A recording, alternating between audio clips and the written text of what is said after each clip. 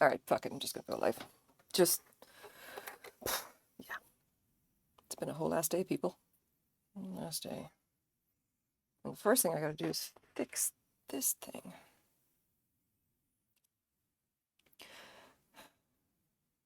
I'm sorry, what am I doing? Ah. Oh, ladies and gentlemen, boys and girls, non-binary folks of all ages, welcome to Vancouver, BC. It is not quite 9 o'clock because apparently time is once again meaningless, and I am back doing things to bags, which is of debatable or dubious quality at this point because I cannot get this splice correct. I am actually starting to wonder whether I've gone and left the brain in the other pants. Which kind of isn't really unfair. I'm wearing pajamas right now, but we're not going to get into that. Gotta undo this and just see if I can just redo it. Hey, Shanna Renner. Hello, Matthew. Just so you know, I finally have a bubbly command.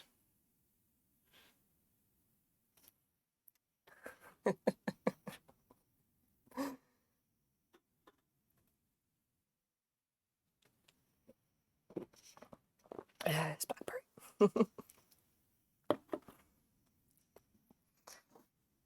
Because the thing is that Matthew's the only one who actually looks, who actually asks me about it. Everyone else I just kind of show it to the camera and that's it.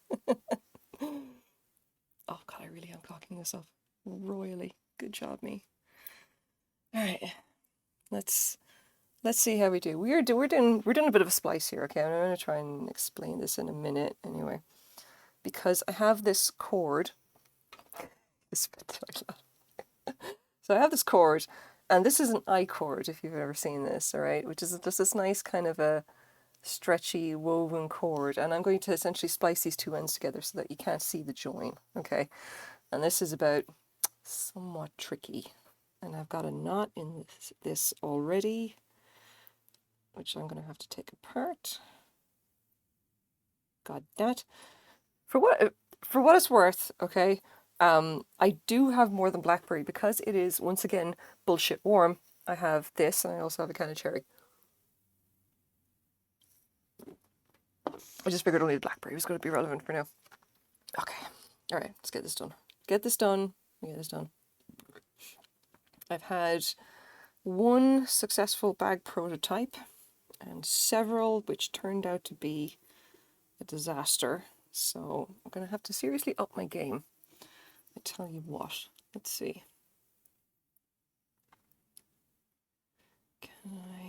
Can I just weave this together without shit fucking up? It has been like it's been a week, it's been a day, but it's mostly been a week, children. Oh boy, has it ever been a week. They're the things that I could tell you. It has been I want to say somewhat exciting. It's been somewhat strange, and all manner of silly shit's been going on. Like I don't even know if I can even say that I'm having a good week so far. It's like I don't know yet, not entirely sure. Because I did some weird shit, people. Just some very weird shit, and now I'm wondering if I have made good decisions or bad decisions. Yes, my gas gauge is broken on my car. And I'm super glad that I found this out while I was in motherfucking Coquitlam and not 5 minutes from my house. I'm just putting that out there into the universe as one of the things that I'm not entirely fucking happy about. I want the world to know that I do not appreciate its bullshit. Alright, let's see if I can't get this like in here, because I'm finishing that V, and then it's got to come out of this one. I'm fucking this up already. It's kind of early for it, I'll tell you what, but as long as I don't drop the loop here, I think I'm going to be okay. Okay. Continue somehow. Come on. Continue somehow and stick the hook in here so I don't completely lose that stitch. And unfortunately, I can't even describe really what I'm doing here because I'm basically winging this shit blind. It's probably not going to end well. But you know what? We'll make it work somehow. It'll be fine. Okay, in here. I must find a better way to actually do this splice. This is fucking awkward is the only way I can describe it at this rate. And there we go, I'll take that out.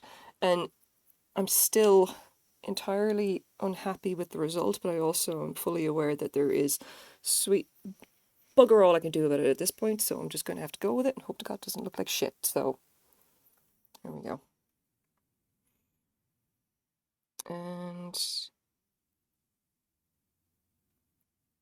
in and somehow tie off.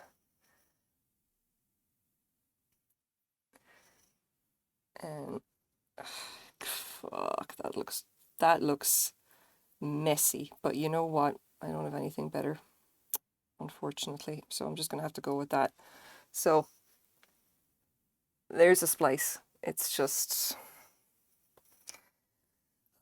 weak sauce, fucking weak sauce. I'm not happy at all with it, but you know what? Can't be helped at this rate. So it is what it is. I'm gonna get this shit done. We have, as they say, other more pressing shit to do. Anyway, yeah, Universe had tried to deliver us to our neighborhood, but it misfed a little bit. I fucking tell you what, I was actually in Coquitlam, right? I went to the Valley Village in Coquitlam because there is nothing, frankly, that I love more than going to Valley Villages and far-flung places like Coquitlam, of all places, and looking around for what kind of ye olde art glass I can rip out of their unknowing fingers. And I'm happy to say that I did what I consider to be exceptionally well off the old art glass, because Valley Village still hasn't gotten around to really identifying the vintage stuff. And long may it last, because I found myself what may be some chalet glass for quite a nice price. But if I'm unlucky, it's going to be just some very nice Murano, or maybe some Czech art glass. But it's $15, and I thought, you know what, I'm not going to tell them. Like, there's some things their pretty little heads just don't need to be bothered about, and this is one of them. They can just, whatever, it's fine. It's fine. Valley Village, they've got lots of money. They make bank off donations. They can handle the loss of not making $200 on a vase. They'll just make the $15. Call that good. But yeah, so now the reason that I was out in Coquitlam and my car subsequently broke down is because I went to buy a whole bunch of blue glass. And let me tell you what, lads, that was a scary, somewhat bizarre experience, kind of a bit surreal, I'll tell you, because, okay, so imagine this if you will. I saw the thing on Craigslist and it was just these rather blurry pictures, and I saw at least one thing which I knew for sure was going to be a swung glass vase, all right? And if you know anything about swung glass vases, you know this much. They are going like fucking gangbusters right now. The millennials cannot get enough of them, okay? If you have swung glass, even if it's the cheap stuff from the 70s made in China, you can sell that shit all day, every day. It's super popular, super popular. So I saw the swung glass and I thought, if I get just those swung glass vases, I'll be doing well, all right? And so I decided that'll do for me. So I go up and I was going to, I'll say, okay, I'll go see what's up with this guy anyway. God, that looks rough. Anyway, so I go talk to the guy, okay, and I drove up to the address, right, I got the message and everything, which I thought was nice, and the guy is, how do I describe this? I rock up to what I can only describe as a motherfucking mansion, right? Even by Vancouver standards, it was a fucking mansion, right? And my working class soul is just, as it's walking up the path to this enormous, giant double doors with the columns and the, multiple stories and everything like that, and the doors open. Guy's obviously doing some kind of clean. I have no idea. And I was just literally my working class soul toddling up this path, and I was just like, oh boy, I kind of want to wipe my feet before I step foot in here, because I'm pretty sure my filthy peasant shoes are going to mark their nice marble.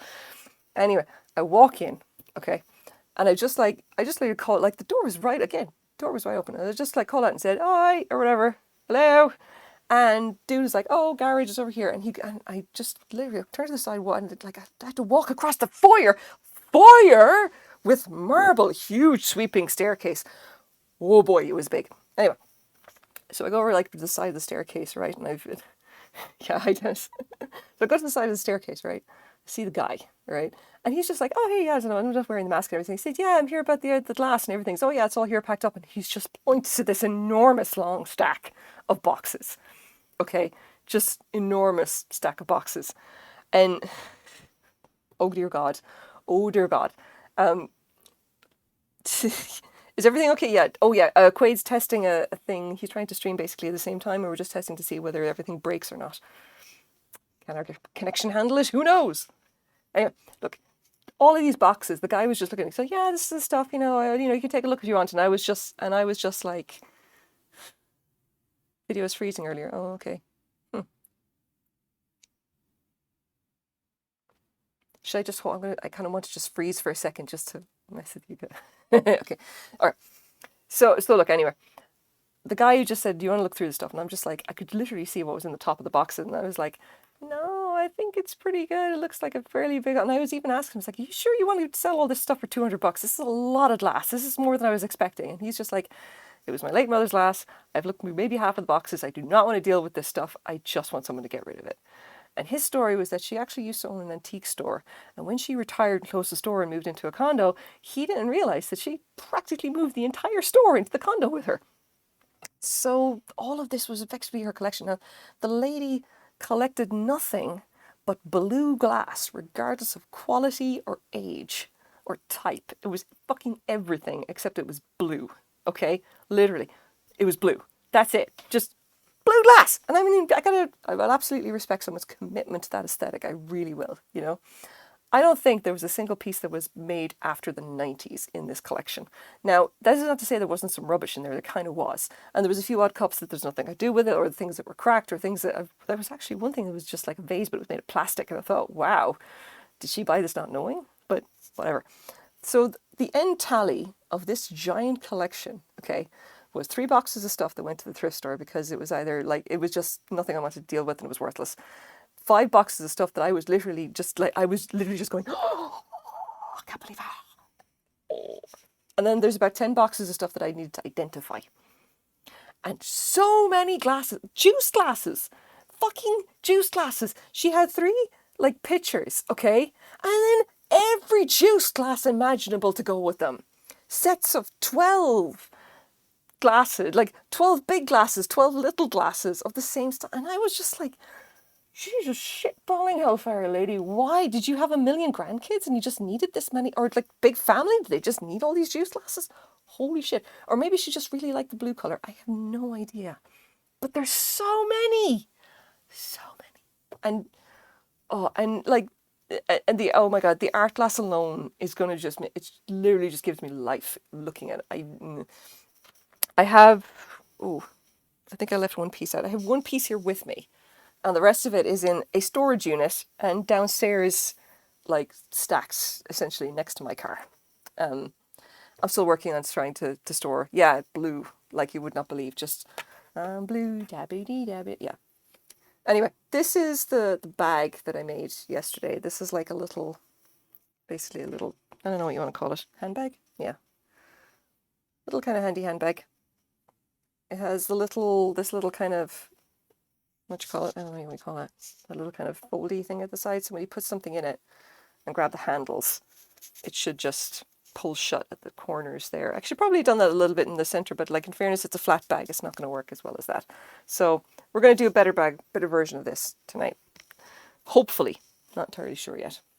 And I have here, it is a little bit sparkly. This is the yarn. If you can see it. Got some fluff on it. This is,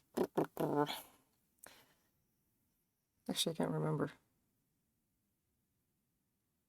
Yeah, you know what? I actually can't remember. I think this is cotton, but it's got some kind of a nylon core.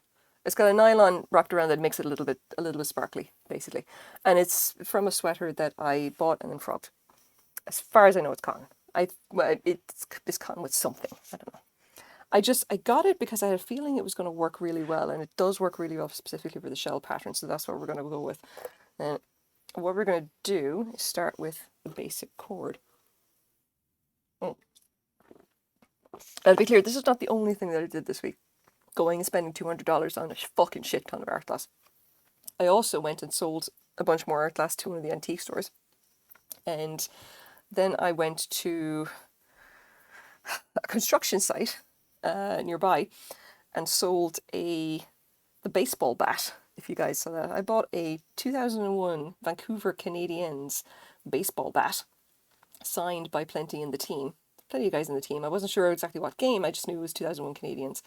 And I sold it to a guy who's apparently a collector for like $80. And this is after one of I went to one of the sports memorabilia firms in downtown Vancouver, and I emailed them and said, hey, I've got this. Can you give me a rough appraisal or give me some idea of like what I could do with it, you know, because I picked it up for like $8, so I'm not losing money on this. I'll just have to find someone to sell it to. And they email me back and say, sorry, it's worthless. We will not waste our time appraising it for you. And I'm like, motherfuckers, I'm going to sell this for more than what I paid for it just to spite your petty asses. Like, these guys just like, I could hear the contempt in the email when they emailed me back. And I'm just like, oh, ye of little faith. You normally deal in thousands of dollars worth of sports memorabilia? Well, fuckers, I'm going to prove you wrong. I'm going to get my cash back for this.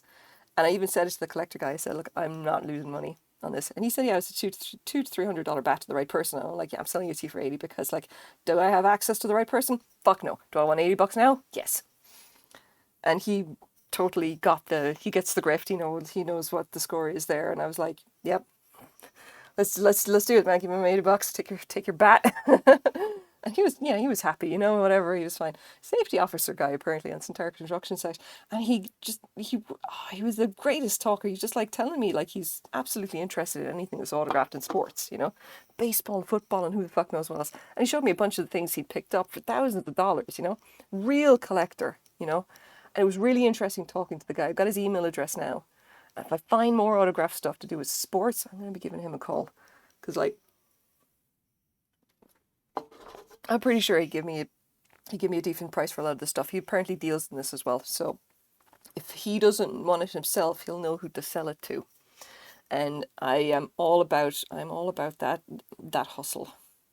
You gotta respect the hustle. What am I doing? Oh yeah. Okay, so if you've never seen this before, this is kind of the starting chord. This is like the smaller, shittier version of the I chord that I do. Oh, excuse me. This is what it looks like. It's really just a very simple kind of like 2-strand cord. Really simple. A lot of the cords that you could do are like this. You can make it into, this is like a 2-stitch cord. The I chord that I was just doing there was a 3-stitch cord. You can do fucking 4, 5. 5 is probably a bit big. It stretches as well. Like, I mean, make a cord that's too thick and it'll just start to stretch out and it becomes pointless, you know. It's just more for the fun of it, I guess, than anything else. So what we're doing is just this, you know, your basic 2-stitch cord, which is kind of like a foundation cord, whatever you want to call it. And then I'm doing a single chain. And then I'm going to start working in the back. And I'm going to weave in this tail as I go along. Because I don't want to be looking at that asshole when I'm trying to work. And for what it's worth, we are currently using English style crochet because it's fairly tricky to actually work this when you're trying, like, you essentially want one hand to do nothing but manipulate the piece itself. It's kind of far more useful to kind of do this rather than try to do the thing with traditional style and have you essentially using one hand on this side to both to move the yarn and also to manipulate the piece. It's like there's extra dexterity required to actually make that work. If you do English style, then it's a lot easier because at this point all you're doing is throwing the yarn and using the hook in one hand, and your left has just the job of manipulating the piece itself. And that is an easy job because manipulating a piece as small is it's kind of annoying. So what I've always found is that if you are doing this kind of small scale precision work, your throwing style is generally superior because it gives you far more precision and it's a little bit easier to actually handle it. You can use you can use your entire left hand to just do nothing but keep this in place and then control tension and control the hook in your right. But if you want to just go for pure speed on a bigger piece, then that's at that point you're going to swap over to traditional, and you're going to probably do knife grip or pen grip or whatever you want really. But you will be faster on that side just because the yarn distance is going to be lower. But that's kind of just generalities, you know. Specific people or whatever, it'll be different. And that's your weird ass crochet lesson for the day. Or something like that. So the point of this kind of doing a line or whatever is that we're going to be working in an oval. And I did this last week already. And I ended up actually ripping back that bag all the way because it just got, like, I was just working with it and I got really fucking hacked off with it because it was not coming together. And I realized that the base itself had been done, like, it had not been worked the way that I wanted it to. Like, the base itself is done, like, you do what's called waistcoat stitch or split V single crochet, which is kind of just a tighter, more tightly woven version of single crochet. It's nothing really special, but it makes for a very good base. And the thing is that the first bag that I did using that base in an oval, I thought that perhaps the base didn't have enough increases in it and maybe it was too tight. And that kind of proved to be not true because when I actually started using that bag, it worked out quite nicely. Like the base itself kind of, it stretched a little bit, but it did not show up as being kind of like it didn't become misshapen on the way I was expecting it to. So yeah, it just got a bit like I just so I added in extra increases and it turned out that like essentially there were too many increases and then the actual bag walls were not coming together correctly. So I ended up ripping all of that back and it's just like, and that's like hours of work just down the drain. Matthew, subscribe to Tier 1. Thank you so much. I do appreciate that. I really do. Bubbly. I should change it to cherry as soon as I actually get the cherry out, but I'm not going to need it just yet. Or maybe I will, who knows.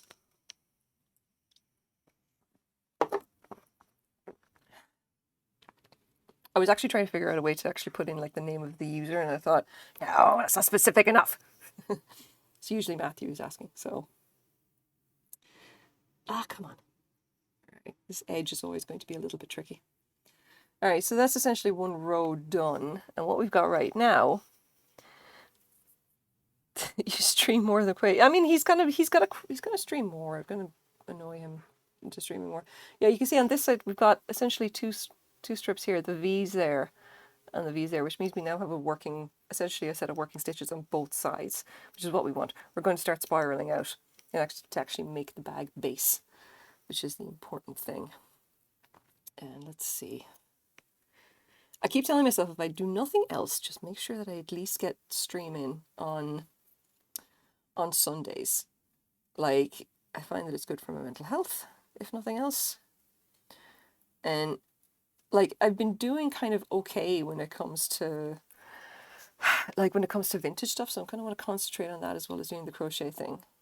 I mean, I do the crochet thing because I love it, but I'm wondering at this point, it's like, is crochet going to be the hobby? And my main thing is going to be buying and selling vintage glass, which, you know, is not a bad thing in fairness. I'm pretty sure I'd be happy with either one. And I don't think, yeah, no, I'm not going to be able, well, maybe. Let's see. 1, 2, can I go through? No, I can't. So there's a decision to make. It's like, you're going to do double crochet, are you going to do normal single crochet, or you're going to try to do the split stitch, but I can't really do the split stitch here, so we're going to just do single crochets instead. Anyway, so I have bought the domain smalljoyfulthings.com.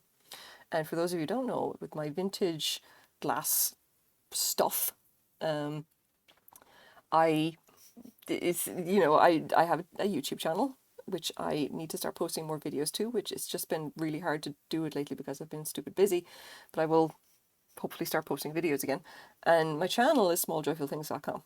Or, well, my channel is called that as well. It kind of was the thing that I started during the pandemic because I needed to do something that wasn't work related, and I didn't have enough brain to do anything with writing, and I ended up kind of just starting this. The domain is smalljoyfulthings.com, just all in one, whatever.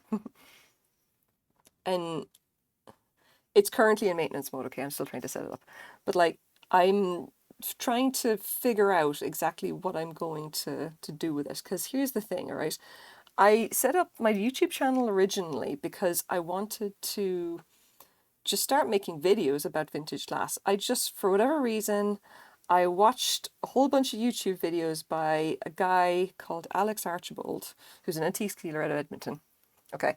Really awesome dude. Go watch his YouTube video. It's super good, especially when he does like clean outs of like the hoarder houses and stuff. Like super, super cool stuff.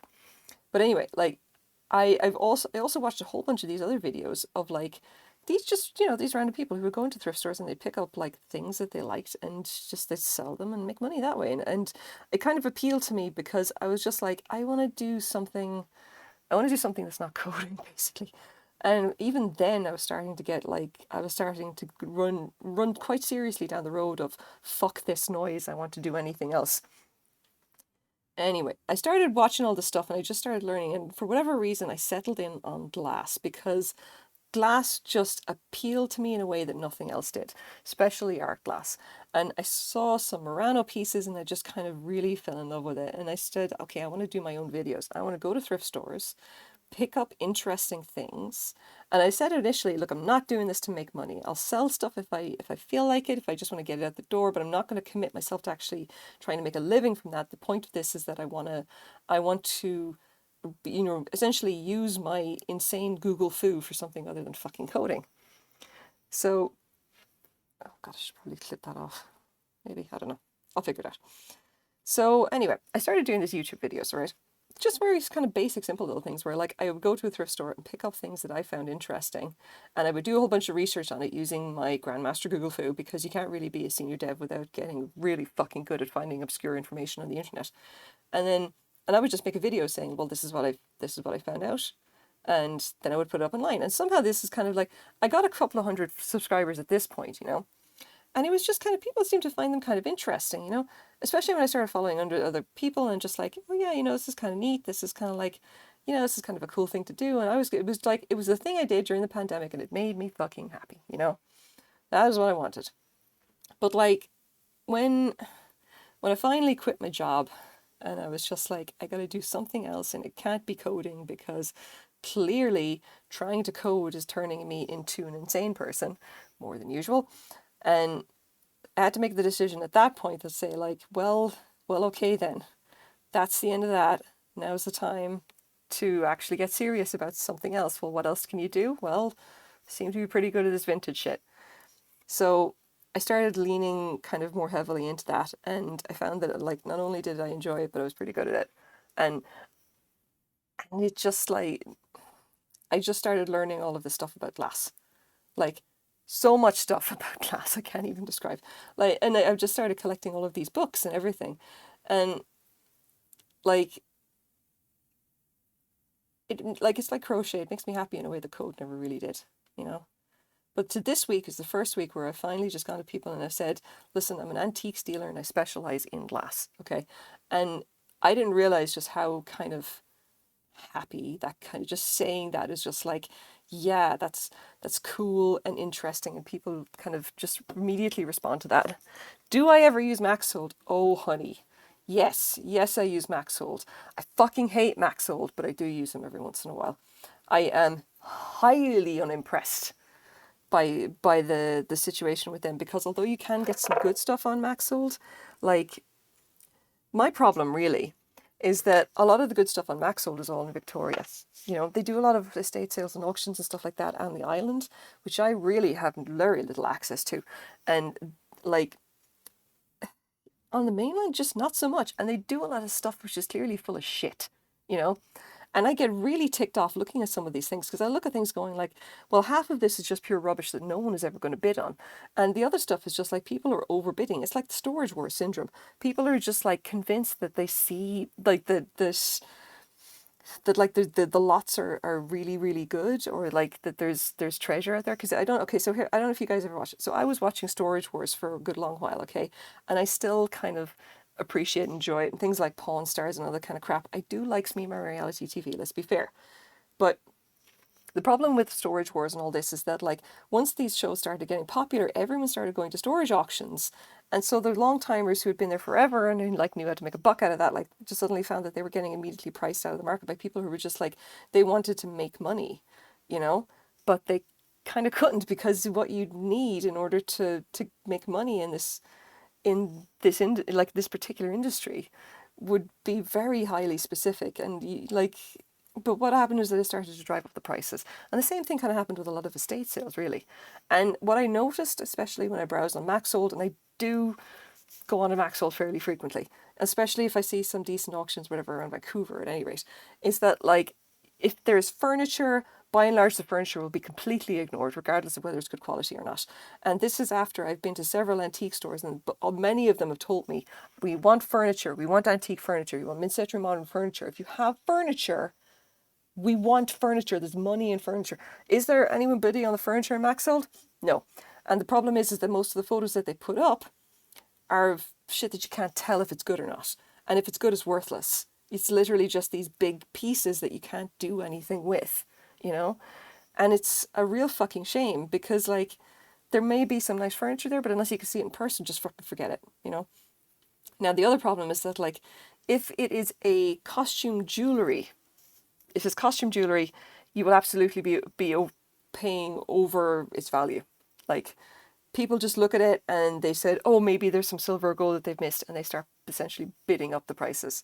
Maxsold, in case you're wondering, all of the bids always start at zero. If it doesn't sell, I've no idea what they do with the stuff. Maybe they throw it out. Who knows, really?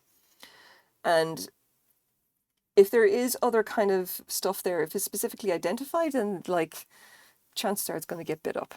If it's something like, any kind of nice pottery or porcelain or whatever like that, it will get bid up. Like, the one or two times that I've bought things from Maxsold, I generally do make my money back, but only when I look at something and I know for a fact that like no one else is going to buy the lot, you know? Because if I have to pay more than like $20 for a lot, it's probably not worth it. They put a lot of shit into the lots, and the way that they put the lots together tends to be very hit and miss as well. Like, I get very hacked off with them about the way that they kind of run things. Like, I don't know. So that's kind of my rant on Maxwell. I want to say that it's bad, like, for the actual company themselves. They're providing a very useful service, if nothing else. It's just that I think the people running it are just like out of their minds. Like, they do partner services and everything as well. It's just like, I think that they focus on the wrong things, and they, to a point, I think they leave money on the table in some cases, and then allow people to basically throw money at nonsense otherwise. And Maxwell does take a fee for their platform, which is something. I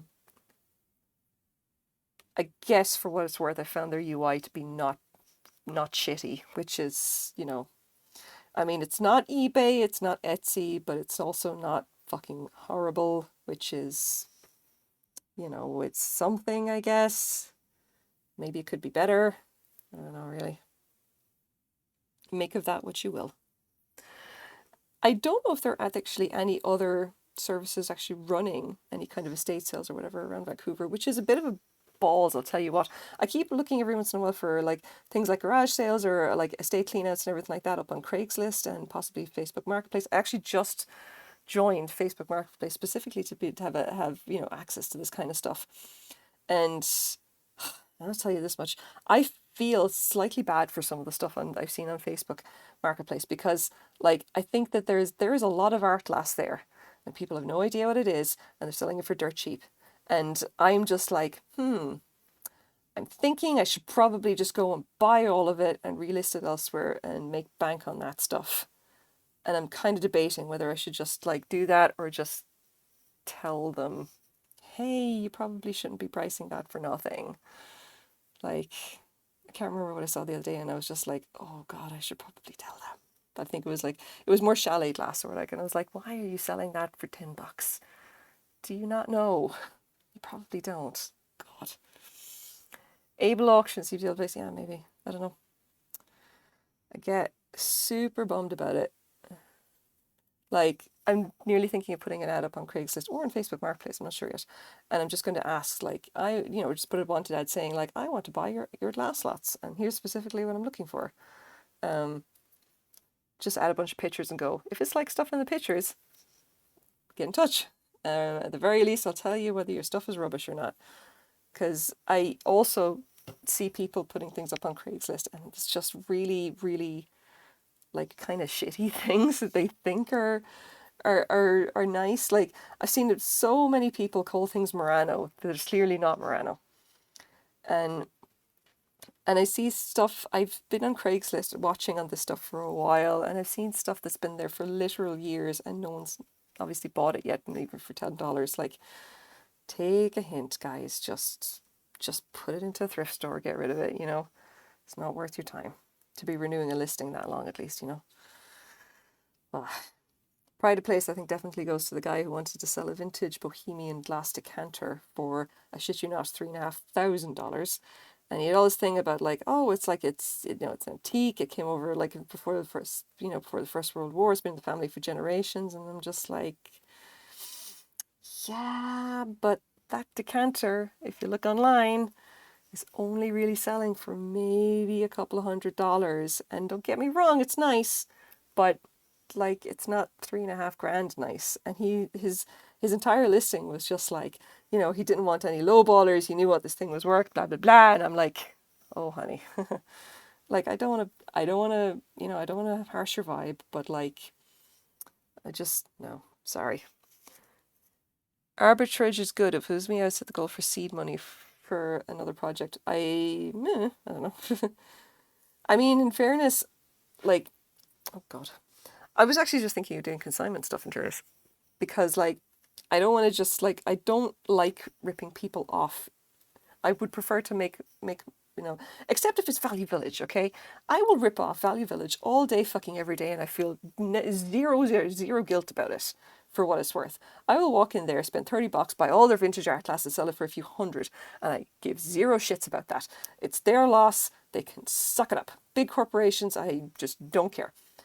Like they're making money hand over fist. They can go fuck themselves. Individual people though, I kind of feel bad about just buying their stuff sight unseen and like and not telling them, what they got.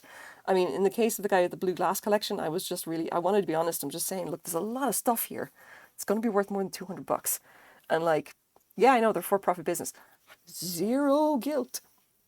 But I mean, I said it to the guy, like, I mean, did you want to, like, I just want you to know, like, this is, like, there's good stuff here, But his attitude was like, I know it's a good deal. I just don't care. I don't want to deal with this stuff. I'll happily hand it back to someone. Like, because it was just all of these boxes, and the guy was just like, I don't want to do this stuff. I've no interest.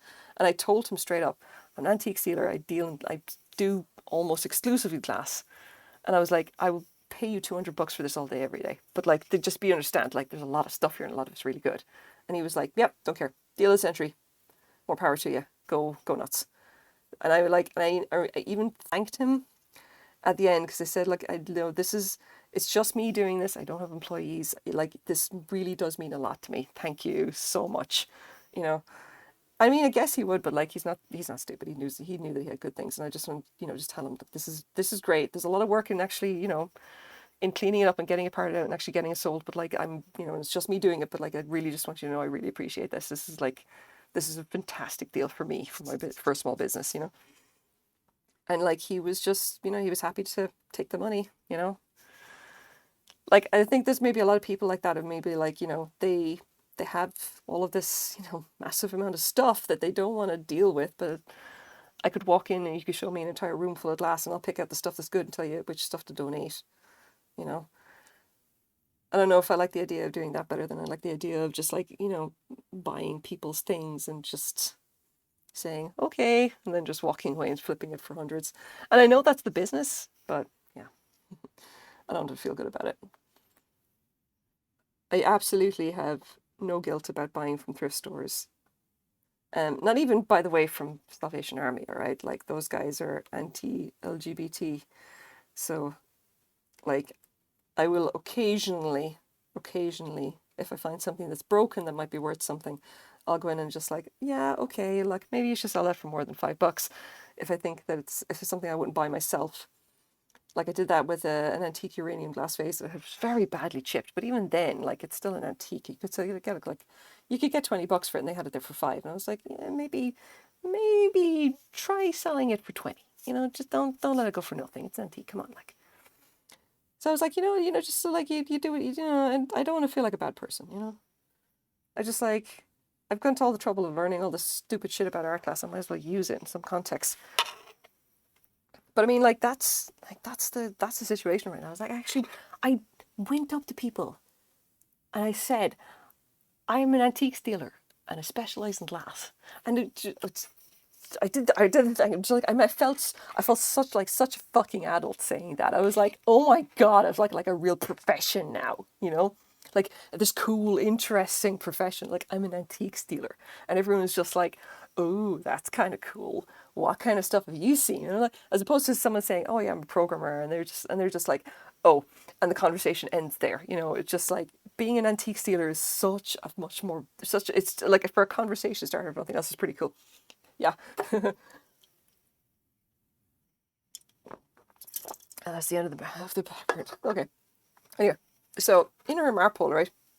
They were doing this. The Marpole Historical Society were doing this little kind of it's like this little kind of event or whatever that they were doing in order to raise money for maintaining Colburn House. Like I know, right? It's like I'm an antique dealer. Ooh.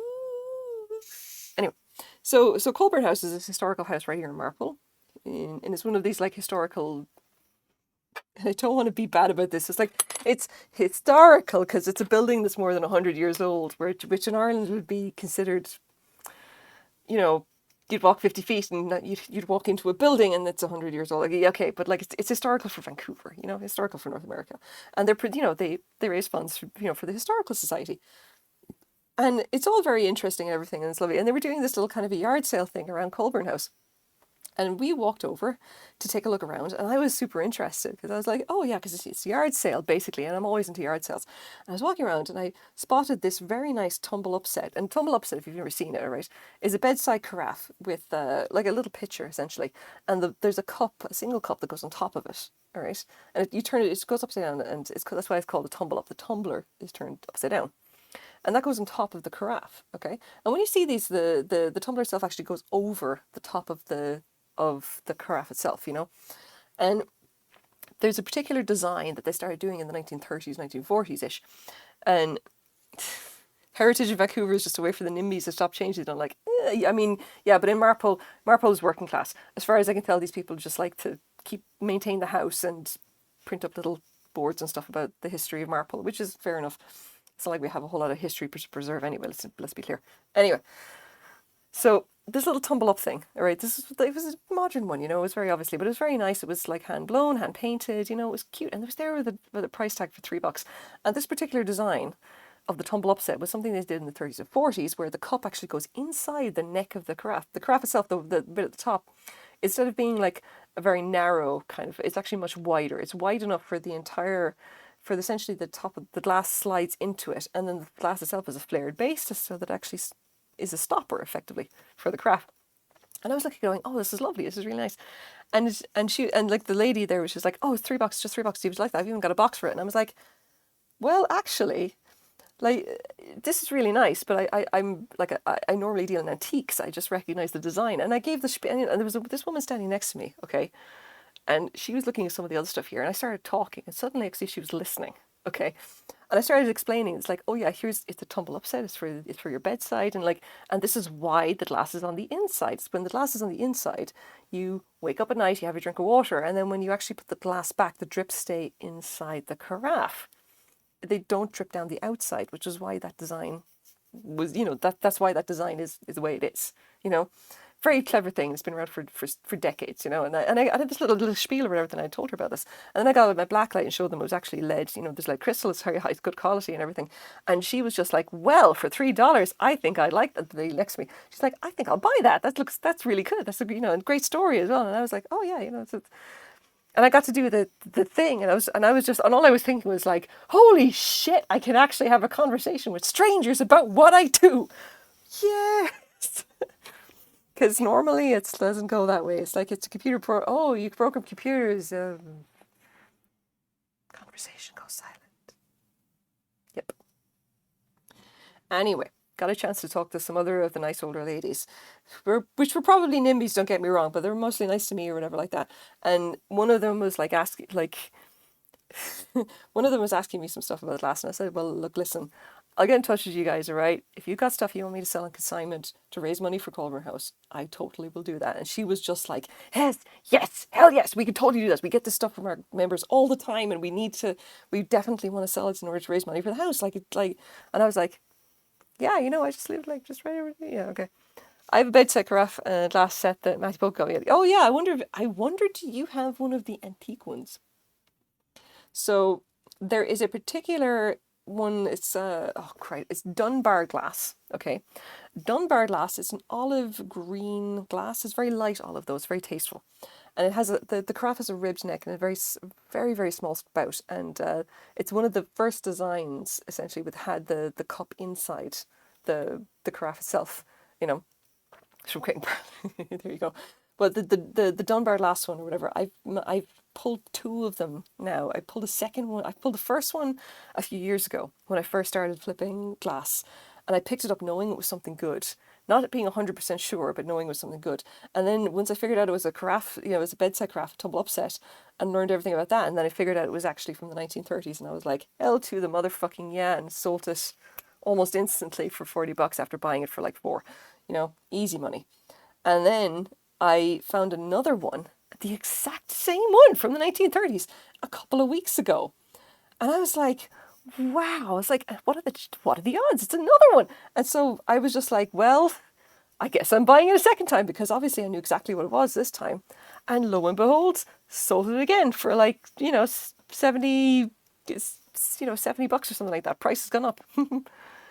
Yeah, the cup inside it's a great design. It's a very clever design. I love it, It's just it's the kind of thing that just kind of warms the cockles of my designer heart. I like it. Work with me. Yeah, that is the kind of glass I like to see, And it's just a weird coincidence that I got a second one, I don't see many tumble upsets at all. I think I've maybe seen one or two, and they're mostly overpriced. I did see one other, which I instantly sold for like $50, which was a very, very nice blown glass, it was purple case glass. It was a Krosno, which is a Polish glassmaker, and it was like from the 80s or something like that. Very, very nice, but that was with the cup on the outside. But don't get me wrong, beautiful, beautiful thing, and it sold like almost immediately.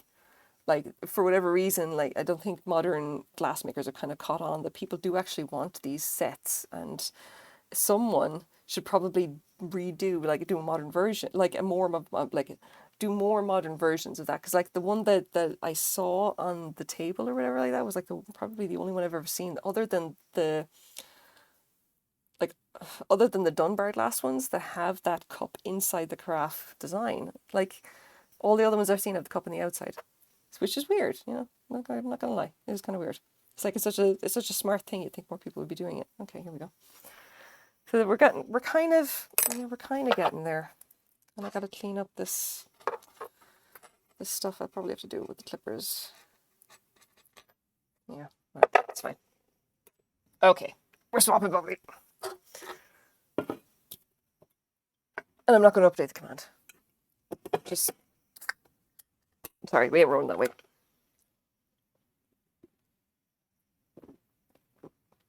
Oh, yeah.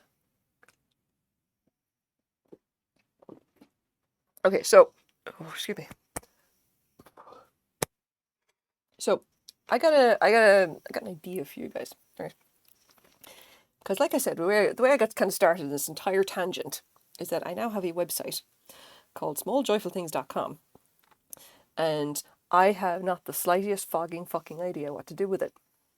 Because I'm just like, do I put up my business card stuff? Do I put like stuff about what I'm selling, which I kind of don't want to do because that would require a fuck ton of effort, and who's got the time? Like, what do I do with this? I've been wondering, I really have been wondering. Now, I'm thinking, all right, what I have over the last 2 or 3 years is that I have an archive of basically almost everything I've ever sold or bought, okay? And I made, back when the brain wasn't utterly fucked, I built a web app, and it's running locally actually here, okay? And in this web app, right, I store the date basically the date and the location where I buy stuff, okay? And I have pictures of almost everything I've ever bought. And, you know, like, and up to the later stuff when I started listing on Etsy, I started recording videos, like a little 5-second video of this as well, you know. Huge amount of stuff there. And all kinds of like, and basically as much information as I could figure out about these things as well. And things like I have like my notes, you know, what I paid for it, what I did, like, and then I have list all of, I record all of my orders so that I know how much I sell it for, what the fees were, like, did it, like, how much did shipping cost, how much did the buyer pay for shipping. So I got to know like how much I'm making in each thing, or if I'm losing money or whatever, you know. There's all of that goes into it as well. And but the thing is I've been looking at this going like, well, this is kind of only for my own reference, but I could certainly use more of it, you know, because I could put this stuff into WordPress and use it essentially for SEO purposes, you know. Oh, bugger, got torn a bit. So like I could just literally put all of this stuff up online. Like I did videos for a lot of these things, like things that I found interesting, all right? But I have so much more than the stuff that I did videos on, you know. And it just kind of begs the question, you know, like what, like I have all this data, I should probably do something with it or make it useful or whatever. And I don't know, you know. I don't know. It would be a huge amount of effort to actually put all this, like, transfer all of this stuff over, if you know what I mean. Like, because there's something, I looked it up, it's like almost a gig or something of just nothing but photos. And that's scaled down. It's not like I couldn't get like high resolution stuff, like lots of thumbnails and everything like that. And admittedly, I'm on a good web plan right now, and they've got unlimited storage, so like that's that thing, which is nice. But like, I don't know what they're going to say if they just like. Well, I mean, it's going to be a lot of data. I don't know. I don't. There's questions here. Is basically what I'm saying, you know. And I don't know how to even put that up on WordPress. It's like, and then how much data do you put up on WordPress? It's like, yes, I could put up all of the items that I've ever found, and what I did with them, because I do record that as well, is like if something gets donated because I decided that I didn't want it, or I decided that it was more than likely worthless, I kind of don't want to include those, because it's just like this big kind of really obvious kind of like whoop whoop whoop whoop whoop. Cypher didn't know what she was doing when she spent $6 on this thing, essentially. Like the broken stuff is something else, but I mean, I've bought some real rubbish in my time. Like I'm not perfect, and it took me a while to kind of get to grips with what stuff is actually I should actually pick up and what I should avoid. You know, that kind of stuff. I'm just saying, not perfect. Occasionally make really stupid mistakes. You know, what I usually say is that, you know what, I win more than I lose, so like calling it good there. You know, I'm not like I'm just it's fine. And I also have like at least a couple of really good friends who know their shit and who I can rely on to kind of make sure I'm not buying rubbish, if you know what I mean. And that doesn't even include the stuff that I bought for myself because I wanted to buy shit for myself up to a point. Like I have some Murano, some Robert Held stuff or whatever, and oh god. By the way, there is a guy currently on Craigslist, or maybe Facebook Marketplace, I can't remember which, who is selling 2 Robert Held vases, okay, for $120. And I keep staring at those vases and resisting the urge to just say, please sell them to me. I will buy them. I will buy them for $120. Take my money. Take my money. I cannot buy more Robert Held art glass. Not even the really fucking cool blue feathered ones, because I don't have the space. I just don't. Okay. And I'm going to need you guys to tell me, be strong. Don't spend $120 on art glass. Hey, I got a raid! Hi, Quaid! Yay, Quaid raid! Oh, I should probably put down my crochet. I should probably put my crochet. What is it that I love about Robert Hill? Oh God! Do you know what? I'm gonna just get. Hang on. I'm gonna get you. I'm gonna put this down. I'm gonna get 2 Robert Held vases. Okay, just hang on.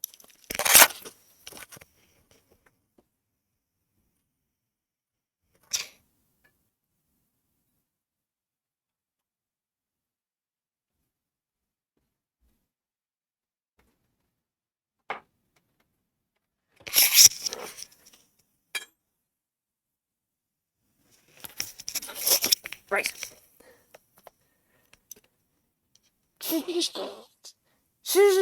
We're not talking about. Not talking about that anymore. Okay, just listen. I'm being strong. I'm not spending 120 bucks on fucking art glass, all right? Just, I'm not, okay? Anyway, you're in luck. I brought 3 pieces, okay? I'm going to show you guys, all right? Just so, there's this guy, okay? He's a Vancouver artist, glass artist called Robert Held. He's been doing work since at least the 70s, as far as I can tell. And his work is fucking sublime. And I'm going to, I've actually got 3 pieces from my collection here, and I'm going to show them to you. This is the first one.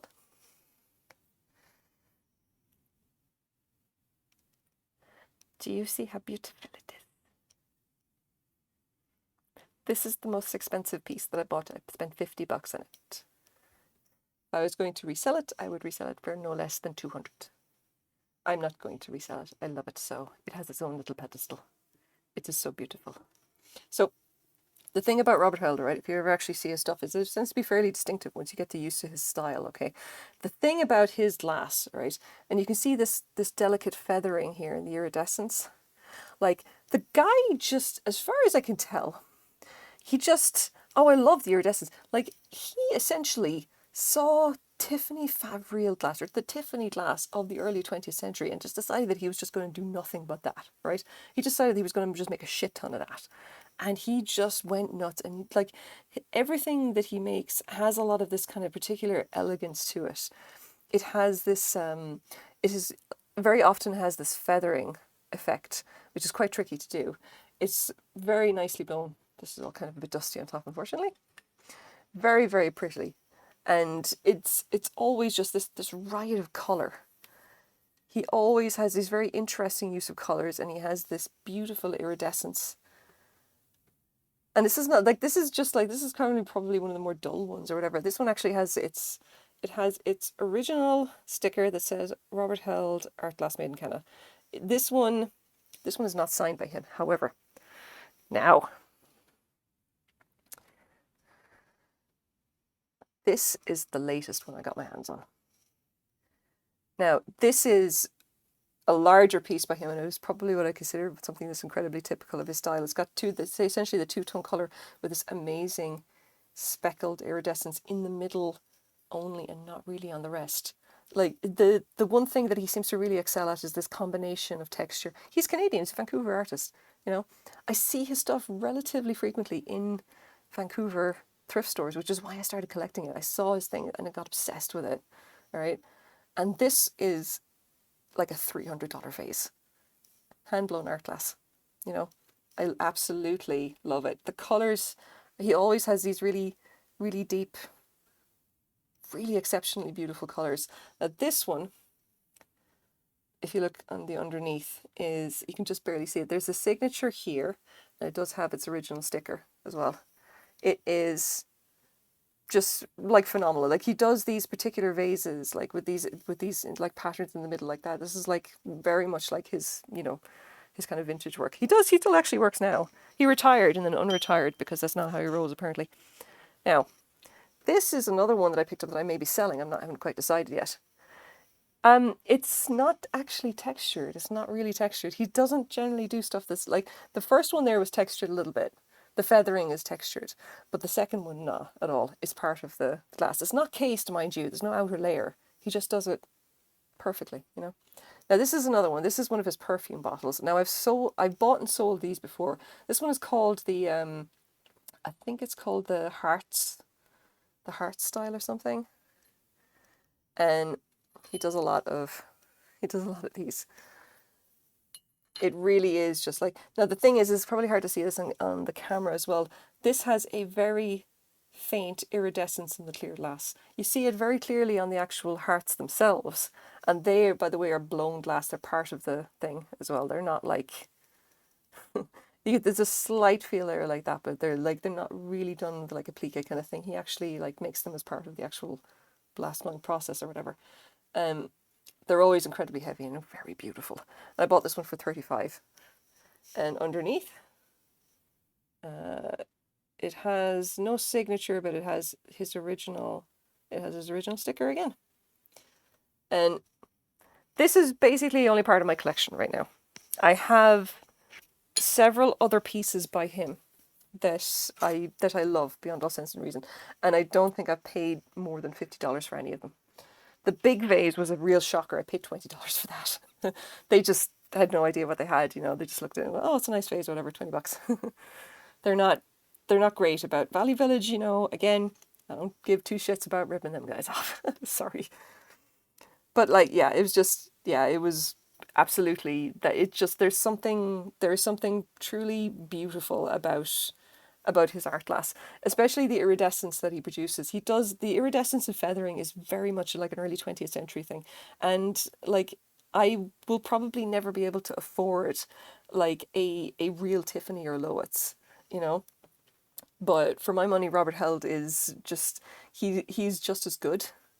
And because he does similar stylistic elements, all right, and his stuff does not cost thousands of dollars. I've amassed a nice collection without having to like utterly utterly bankrupt myself, basically. I just really love it, you know. I really do. Like that's like, if I collect nothing else, then I'm just going to collect his stuff, and I'm going to be very happy about that. I do collect one or two Murano pieces, but that's not really an ongoing. I don't know. It's not really an ongoing thing. Where did my love of glass come from? I want to say I don't really know. I think I just kind of, I'm trying to think now. What was my first piece? I don't even know. You know, I actually don't know. Well, so here's the thing. It was the pandemic, okay? And like, and at that point during the pandemic, I was just deep in the throes of hating my job so much I wanted to vomit. And basically I started watching these YouTube videos, and the one thing that I always wanted to see was the glass. And I don't know why. It was like there was something beautiful and perfect about it, and I just felt like and I think I would have to say is that, like, if nothing else, art glass sparks joy for me, you know. And I don't really rationalize it much further than that. It's like the same reason that I have all of my paintings like up at my little gallery wall. You guys actually can't see. I have a gallery wall full of paintings, and they're not, there's not really any cohesion to them. They're really just paintings that I personally like, and then I bought them all from thrift stores in various price points. And I would say that, like, they're all mostly vintage paintings, and I would say they're worth, well, I don't know, they're pretty good. They're worth about the guts of, like, I don't know, $5,000 or $6,000, considering what I spent on them, which was not a whole hell of a lot. But come on. But I mean, I have them because I like them, because they make me happy, and because when the pandemic was going on and I was literally hating my job and getting burned out from stress, having all of these little, having all of these little glass bits and having all these little glass bits and paintings just kind of made me happy, because I was sitting at this desk, okay, and I had my laptop in front of me, and I have to do the code shit or whatever, generally wanting to beat my head off the wall next to me, okay? And over in this corner here where my MacBook normally is now, all right, I had one or two little pieces of glass, all right? And any time I started feeling really, really stressed, I would pick up a piece of glass, like one of my pieces, and I would just kind of hold it and play with it, and just kind of, and I found that it would just kind of like make me feel better, you know? And that is actually how Frank ended up on my desk. I wasn't going to buy him. I was probably going to sell him. I decided not to. I left him on my desk for a while because, like, my daughter was obsessed with him, and then he just stayed. I ended up never getting rid of him. And now he's a permanent fixture. But yeah, I think that was basically it, though. I just started learning more about glass after that, and found it just to be like it's more like if you were a senior dev, okay, especially if you're doing, well, like a web dev with a lot of kind of like web, you know, basically obscure web systems, all right. You need to be very good at finding stupid information on Google. Some of it just kind of hard to track down. Okay, you need to essentially have very good Google foo. You need to be able to manipulate the search engine to pick up very obscure information about how to fix shit. And I spent a solid 10 years doing nothing but essentially solving really obscure bullshit problems by being very, very good at putting the right terms into Google and finding idiot stuff on Stack Overflow, which is a big website about essentially for people who have issues with coding. And like it just kind of comes, it turns out that like that skill set is remarkably good when you transfer it to essentially finding obscure information about glass.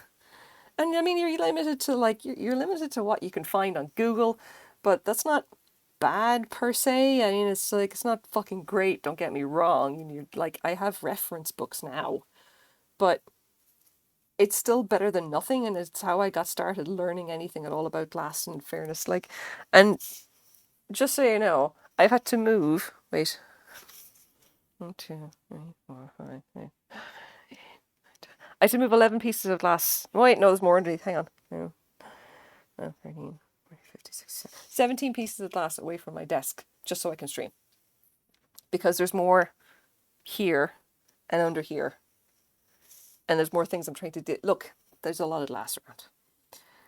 But I mean, after that, all I was doing was just like picking up glass and like Googling shit and then learning how to use the APG S.NET database and a bunch more stuff. Like, I just did a lot of stuff, basically. I started learning and it got really good at figuring shit out about glass real fast. And like, the more experience I got, then it just got easier and easier. So, and now I just like, I have this visual memory of like, oh yeah, I know blah, blah, blah. That's that particular pattern by Hazel Atlas. Or, you know, something like that. I can't imagine your desk without Frank. I mean, honestly, I can't even at this point. Like, I just, like, I leave him here and he's like, yep, he's like the mascot. He stays. He's now the only piece of glass that stays on my desk because the rest of my collection had to be moved. There was no room, so it had to go someplace else. And there's Frank, and then there's this stone box that you can't actually see because I never really put it on camera. That's this. And that stays over there. And then obviously you can't see it here, but my lamp there. And I don't know how to show that on camera, so I'm not even going to try. Come on. But I mean, I used to have more glass on my desk and now I don't. It's all just like, it's just really Frank. I hope he enjoys his place of importance. Come on. Now, the silly thing is that I'm going to have to do 8 rows on either side and I'm only up to 4. God damn it. This is going to be a great bag, don't get me wrong. It's going to work. It's going to be fantastic. I'll just keep telling myself that, regardless of how kind of wonky it's looking right now. But this is only the base, and the base is the thing that takes the longest. So we'll just continue. It'll be fine. So yeah, I have to give serious thought as to what I'm actually going to do with my website. Like, I'm kind of tempted to just start putting up all of my listings. Not specifically like anything to do with like what's up. Like, my stuff that's always currently for sale is going to stay on Etsy.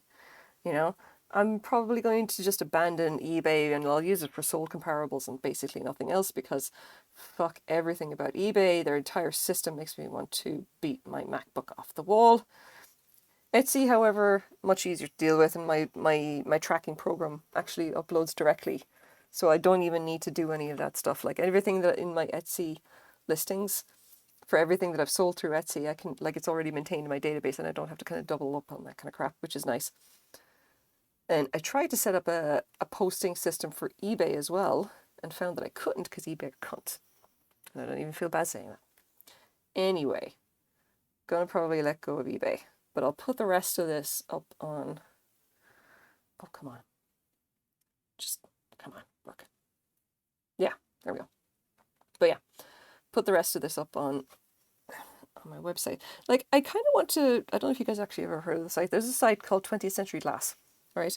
And 20th Century Glass is this amazing reference. If you literally just, like, they specialize entirely in just like 20th century art glass, okay? They do literally nothing else, all right? And I absolutely love that. Like, because they are, like, would have been literally one of my top references.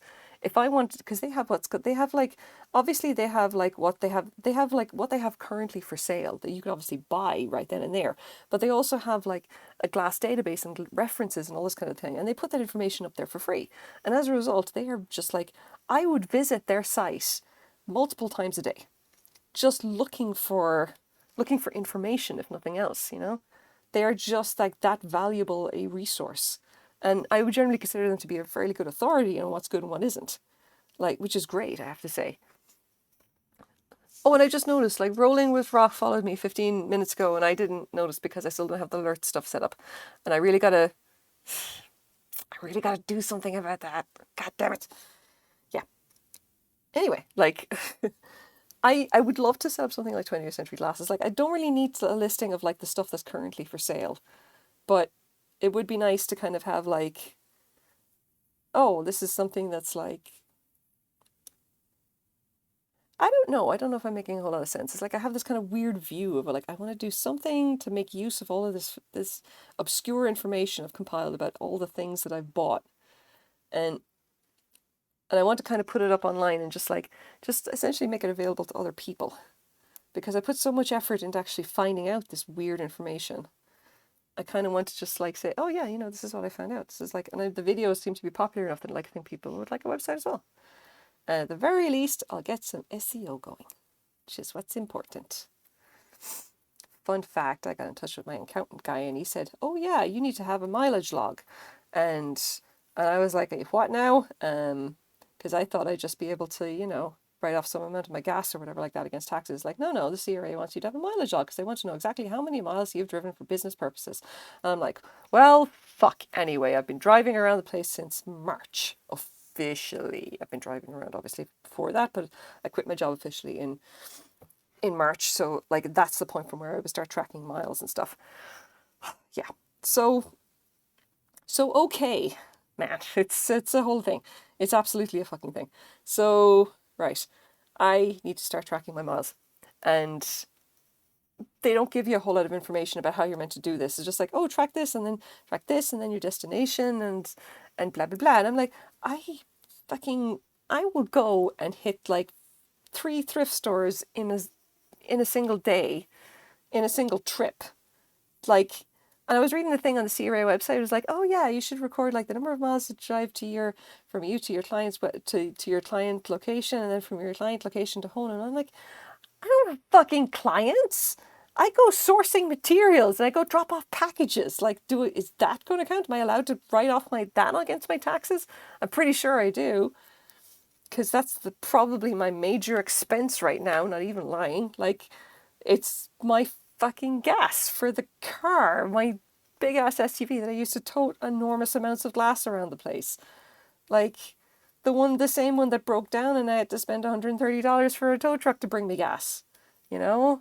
Can I write that off against my taxes? I fucking hope so. Because if they expect me to pay taxes and not let me write off all that shit, I'm just like, well, I'm not gonna, like, I mean, you know, I say that, but honestly, I'm not making money right now, let's be clear.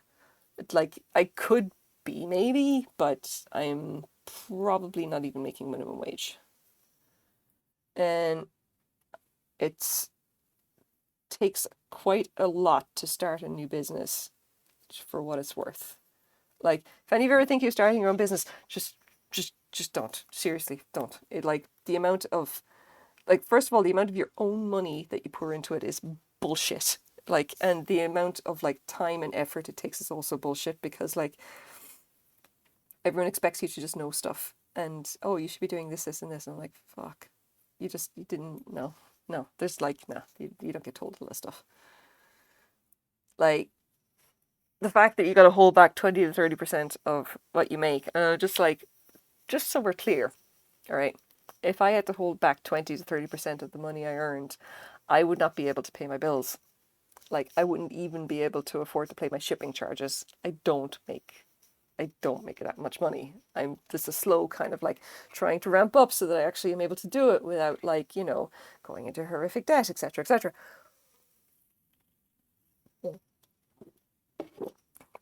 Seriously, I'm a sole proprietor. Come on, like, all the same as buying a house. I would not be fucking surprised at this rate, I'll tell you what. Like, I'm doing a very slow kind of start with this because I cannot afford to try and ramp up quickly. It's just not fucking possible. Like, I've been buying and selling stuff like going to thrift stores, buying stuff and then selling it. I would, you know, just kind of as a hobby for, I want to say Oh, come on. This the tension's fucking wrong on this. Good job, me. Like, I want to say since the start, like at least 2 years, since the start of the pandemic, you know. And in fairness, I was doing it as a way to kind of deal with burnout and depression. So even though technically I should have been reporting that income to the CRA, because I did make that money, obviously I sold things, I just didn't report it. By the way, none of you tell the CRA, please. I don't need that kind of stress in my life. And frankly, the amount of tax that I paid as a highly paid senior dev should probably cover me, let's be clear. Like, just, you know, I need a break on that stuff. But anyway, like, I've been doing it for 2 years, all right, in some capacity. And I rented my first storage unit like last Friday. And this is like after I got serious about it really in March, where it's just like, okay, I need to start doing volume, I need to start listing more on Etsy, blah, blah, blah. I need to spend more time going out sourcing and blah, blah, blah. Yeah. It still has taken me 6 months just to get to the point of, oh yeah, now I have to rent a storage unit to store the stuff I'm selling. Like, slow startup is like the way that's going with this. I mean, and this is not to say that there isn't potential here in order to actually earn a living. I'm not even looking to get rich. I'm literally just looking for minimum wage, you know? If I can earn at minimum wage as like an antique dealer, I'm calling that a major fucking win, I'll tell you what. I'm just gonna like, yep, that's fine. I'll totally take that. If I can like keep a roof over my head and buy groceries, that's fine. I'll just, you know, that's good. I'll just do that, you know? Don't need to get rich. Don't want to be paid a dev salary. Just, no. Don't need that.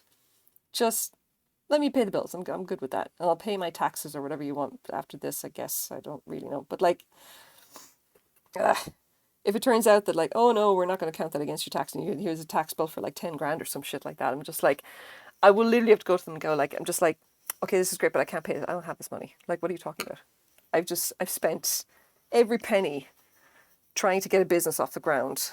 So you asking me for 10 grand, you might as well ask me for 10 million. What do I look like? I have that kind of cash? I don't have that cash. Sorry, guys. I don't know if they're going to tell me if they want 10 grand. I don't think they're going to ask me for that because, frankly, I don't make that much cash anyway. But I'm just saying if they did, they'd be dicks. Who knows? No, I don't think they're going to ask me for 10 grand. Because, I mean, even when I was like El bullshit high paid dev, I think my tax bill was about 7 or 8 grand. No, I was paid a big chunk in tax, but I got a lot of it back. But that was because I'm married with kids. I don't think I would have gotten much back otherwise. But I think after Dennis started earning. Sorry, so Quaid does like casual childcare, basically does babysitting for friends of ours, and like I would get less back when he started doing that because his tax, like basically my tax-free allowance would be used for his stuff. But it's whatever, good enough. Taxes are complicated, which is why I get someone else to do them. Oh my god, come on. This bag base hates me. But I mean, you can see where this is going. You know. Now, the one that I actually frogged, the issue that I had with that is that essentially it was this thing. These corners were starting to come out wrong. It's like I had too many increases such that the corners here, where you can see this starting to look a bit like a tab, like a menstrual pad, because it flares out a little bit here and here. Yeah, I needed to essentially not do that. I added too many increases in the last version, and it just started doing that and turned into what I can only describe as a hot mess. And that's why I frogged literally all of it. You okay? What's this? Oh. Well. Yeah. Is this all from like the garden? Wow. Oh, that's nice. Hmm. Yeah, huh? Hmm. Picked on the torchlight. Hmm. Okay, so guys, I don't know if you've ever seen this. This is raspberries. Okay. I'm in an ongoing war with the raspberry bushes in our garden because the raspberries are assholes. And this time of year, we have a tentative truce because they produce lots and lots of raspberries. Thank you.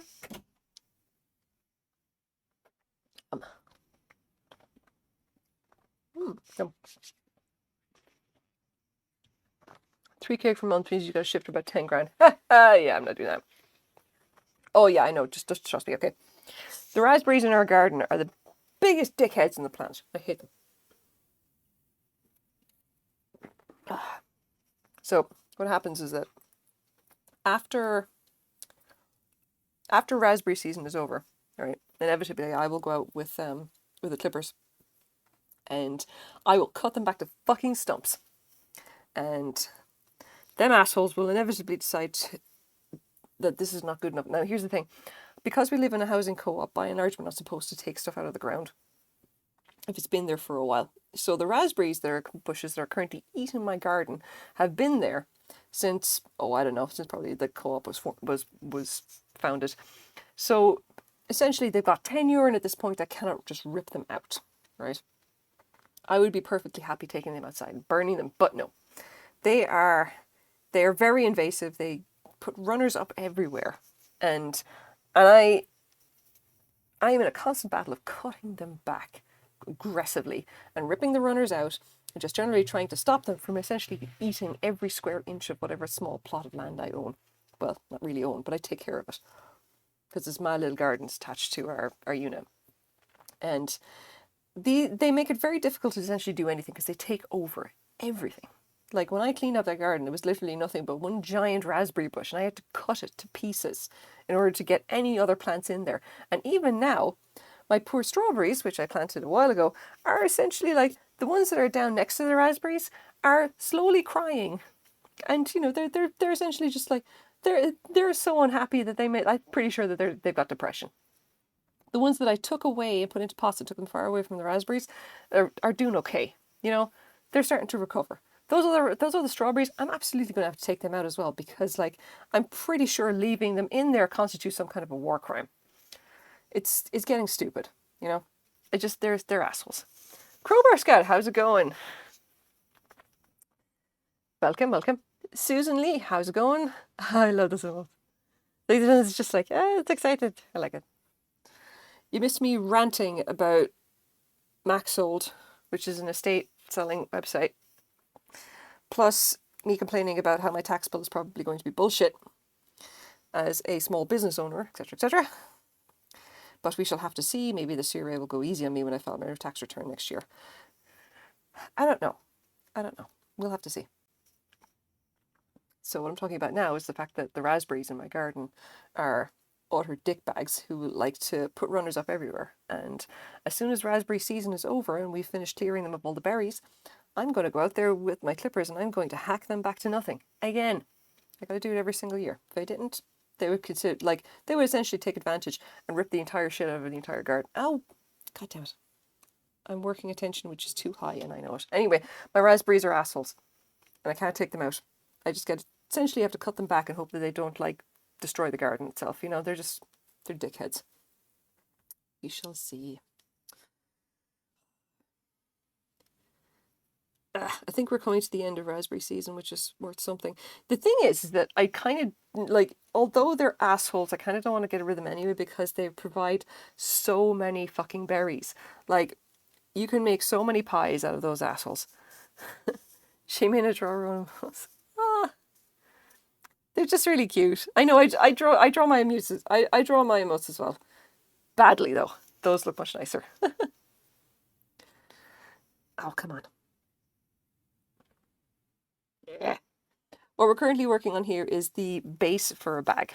It's essentially I'm working in a spiral and I'm working at very high tension, which is probably not great for this. I have to do another 3 rows on both sides. I need 8 total. And this is going to be the base of the bag, and then I'm going to start working up. And this yarn does not really suit this in general, I don't say, but I'm not inclined to change it at this rate, so I'm just going to call it good, because I know that the pattern for the sides is probably going to come out kind of nice. But we shall have to see. Anyway, what I was saying, I hate my raspberries. I tolerate them solely for this time of year where they produce enough actual berries to, to make many, many, many pies. And Quadrain actually makes the most incredible apple and raspberry pie.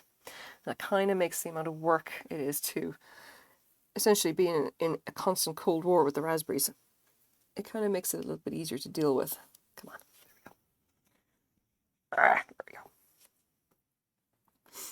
Now, apart from actually crocheting, what I'm talking about now is that I'm officially calling myself like an antiques dealer. Like I'm like actually saying to people, yeah, hey, I'm an antiques dealer.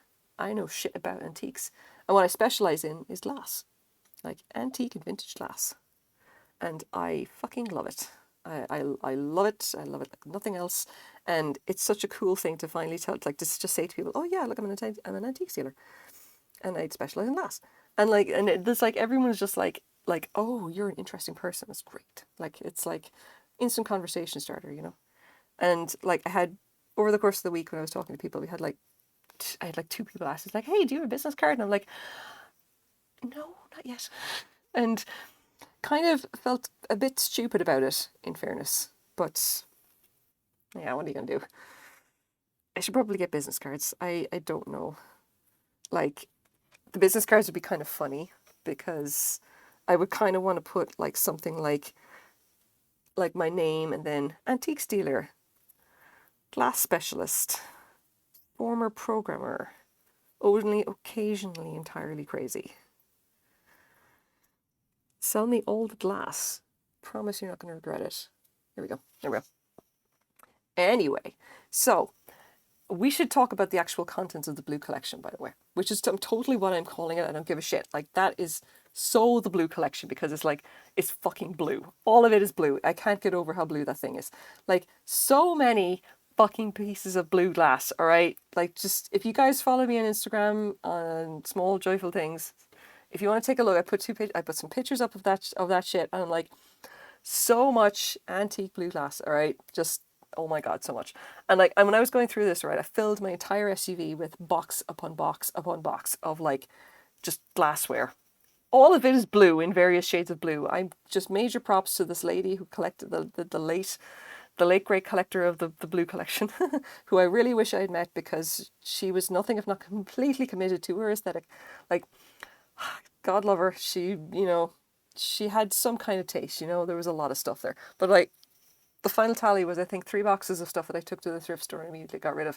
5 boxes of stuff that made me literally just giggle like a supervillain. And about 10 boxes of stuff that I just need to clean and identify. And I've gone through and kind of identified a bunch of it already. And everyone keeps asking me about the swung glass vases.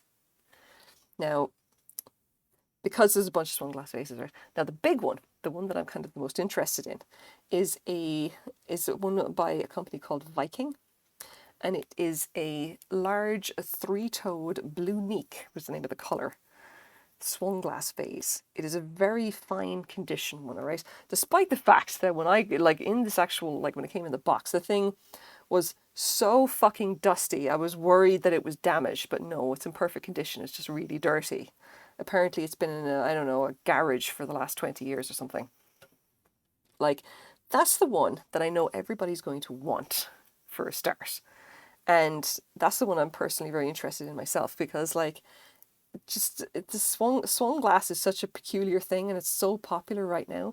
And like, it's kind of interesting. I'm just like, okay, this is going to be kind of cool. I'll definitely make my money back. I spent $200 just on the collection alone. You know, that's a fucking pittance considering what came in this collection. All right, like seriously, fantastic. Oh, excuse me. But the thing that I was really interested in is that there was a blue and green swung glass vase there as well. All right. Like, I definitely wanted, like, there was one that looked unusual. I thought might be chalet glass. I'm going to do a little bit more research on that one. I'll tell you what. Oh, time for bed. Have a good night. Oh, yeah, no, go on, Shane Runner. Go to bed. It's already getting bullshit. Yes, it's already getting bullshit late. How about that? I'm probably going to go for another 20 minutes. I'm going to see if I can get this base finished, and then I'll get to work on the actual bag proper tomorrow. Or I might continue with the other one. Oh my God, Snow Peep.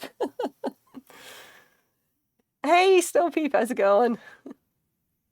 Snow is tired from your phone now. Hey, sorry for Snow Peep. You just got here in the right time. I was talking about glass. Oh, Cypher has the what feedback thing? Shit, what's the feedback thing? Is it this? What's this? What? What's the... Is it this thing? I don't know. Oh my god, tell me what the feedback... The high score just... Wait, who said... Okay, Christian... Who is it? Wait, who said it with the thingy? Christian, what's the feedback thing? What's the... Oh my god, what is this? All streamers have it. There's a feedback thing? What's the feedback thing? Is there something wrong with my audio? What? Oh, it's not a noise feedback. Oh my god. Thank you, Rangy dude. Hi, Farrer. Hi, Christian. No, it's an experimental piece of random. Okay, all right. That's okay. That's interesting. For a second there, I thought like, holy shit, is something gone wrong? Okay, so I don't know what that is. Go nuts, I guess. Hi, hello everybody. How's it going? Yeah. Hey. yeah. I'm not gonna worry about it. It's fine. You just got me as I was bitching about glass. Well, I don't know. It's just I don't know if I was bitching about glass. I was talking about glass. I was talking about how I just bought a new website for my vintage glass stuff called smalljoyfulthings.com, and now I have to figure out what to put onto it. And let me tell you what, there's that is a prospect that I'm not looking forward to right now because there's going to be so much work involved with that. Next to the follow button is a little stick man with the GIF cipher left feedback written to it. I wonder, am I going to see that somewhere? Interesting. I wonder would I get emailed or something? That would be kind of fun. Like, someone will say, hey, your stream sucks. Oh, come on, just... there we go. You only give positive feedback doing checking boxes. Really don't... Oh, what's the point? If you can't tell someone that... Oh, it will email once per week. Oh, okay. Yeah, you know what? It's just like, if it doesn't actually... Like, if you can't actually, tell someone... Hey, stream sucks. You should totally stream more, I don't know, hot tubs or something like that. Then what is the point? Which reminds me, I keep getting recommendations from some bint who keeps pissing about the place in bikinis. Okay, on my Twitch recommendation, I keep seeing this streamer, and as far as I can tell, her only kind of thing, and she's got 10,000 viewers at a time. Her only thing is literally fucking around the place in a bikini, or sitting in a hot tub. And I'm like, I cannot imagine why Twitch has looked at this and decided that this is someone I need to watch, considering that I basically, yes, Amaranth, I don't know who that is. I almost exclusively watch Dark Souls speedruns and crochet. I have no idea why they think I might be interested in this person. It's not someone I would want to watch. I just really do not care. I'm sure she's great, but I'm like, that's not my jam, sorry. I just don't know where the algorithm has gone so horribly wrong that I just don't get it. It's just I don't get what, I don't know where the connection is. Because every time I was looking at her stream, I think I looked at her stream for 5 seconds, and all of the chat was just these guys telling her to take her clothes off or something. Oh my god. Oh. It was just really kind of skeevy, and I was like, I do not want to stay here. This community seems really shitty. I know. Hot Tub Dark Souls, I would watch. I would so watch. I'm not even kidding. She's super crazy, mega famous streamer entity. She's a fixture at Twitch. There's a way to mark not interested in recommended channels or forget to do it. I'm going to look that up. Because, I want to get recommendations for, more Dark Souls, in fairness. Or Elden Ring. I'll also accept Elden Ring. You know? Not even going to lie. I'll do Elden Ring too. I'm not going to be picky about it. So, in case anyone's wondering, what I'm working on here is the base of a bag. So I've got this. And I just finished this bag with this textured kind of shell pattern that you see here. This was freehanded, and this is one of my prototypes really. And I've gotten this nice handle on the top of it. Now the thing is that although I think this is kind of a nice bag, I like the shape of the top here. I think the base of this here needs to be rounded. It needs to have a flat base. It cannot be like this. This would essentially be like a handbag. You carry it like that, I guess. I'm not happy so much with this. You can definitely throw it over your shoulder, and the strap will stretch a little bit, so it will work as a shoulder bag. But I think in order to make it really functional, the strap needs to be a tiny bit longer. and the base here must be flat. You need to be able to just put it down. Like, I have another bag similar to this that I was doing with corner to corner crochet in a similar kind of a bucket style, and I thought that that worked kind of nicely. And the strap on that I think is a little bit too long, but otherwise the design itself works really nicely. But I think it's got to be done using the shell pattern instead, and I'm going to just kind of play around with it a bit and see if I can figure out like something that I think would work, you know? Something that I think is going to be kind of cool. Because the corner to corner ones just produce a really lovely bag, but I don't think it's going to work in this particular yarn. I want to do the shell pattern this because I already know this is going to work well with that. Designer problems. Not entirely glamorous, let me tell you what. And so you missed, like, I basically spent like this entire stream complaining about art glass, about Max Sold, and just kind of talking a little bit about why I love art glass and why I've decided to kind of like make that my career. And I finally started calling myself like a vintage, like I started calling myself an antique stealer, like actually saying to people, it's like, oh yeah, I'm an antique stealer. I do this kind of thing for a living, blah, blah, blah. I telling people that I specialize in glass, you know. And that is like given me more joy than I want to say, you know, because it's like, it's because it's such a conversation starter. Because when I was a programmer, it's just like, oh, hey, what do you do for a living? It's like, oh, you know, I'm a programmer. And that's essentially the end of the conversation, okay? Because there is really nothing interesting you can talk about code unless the person is also a coder and also in the same area of code. Otherwise, it's essentially like the mechanic for, you know, the mechanic for motorbikes talking to the mechanic for like a steamboat, or you know, something like that, for something which is much more different engine. Like, it's basically that. You've still got nothing to talk about. But like saying, oh yeah, you know, I'm an antique stealer and I specialize in glass. It's like, oh, that's suddenly interesting. Like, suddenly you've got something to talk about. You must have seen some really cool stuff, and I did. And it's like, finally, I can talk to strangers and not sound fucking weird. I mean, weirder. Let's be clear. I already sound pretty weird. But look, I had multiple interactions with total strangers this last week, and at no point did I seem insane or incompetent, and I managed to talk to people about glass, and I'm pretty sure that they thought I knew what I was talking about, you know? And I was just really happy about that fact, okay? Because like, that is really not a given, considering my skills at actually doing, you know, interacting with other people tend to be at best mediocre. So I consider it a bonus that I managed to get through the week without seeming crazy, like, or you know, more crazy than normal. I'm feeling happy about that. You know, I sold a bunch of glass and I bought a bunch more glass, and there's a ton of fucking glass involved in this whole this entire week effectively, because like $200 of art glass is currently sitting in a storage unit, like just like, you know, just like over there. It's like, yay, fun. Yeah, loved art class. $200 worth of art class, guys. I don't know what the fuck I'm going to do with it. I'm still not entirely sure. Pray for my soul, thoughts and prayers, etc., etc. Spent my weekend helping clear out my grand's place. Oh yeah, I mind you. I think you remember you saying that.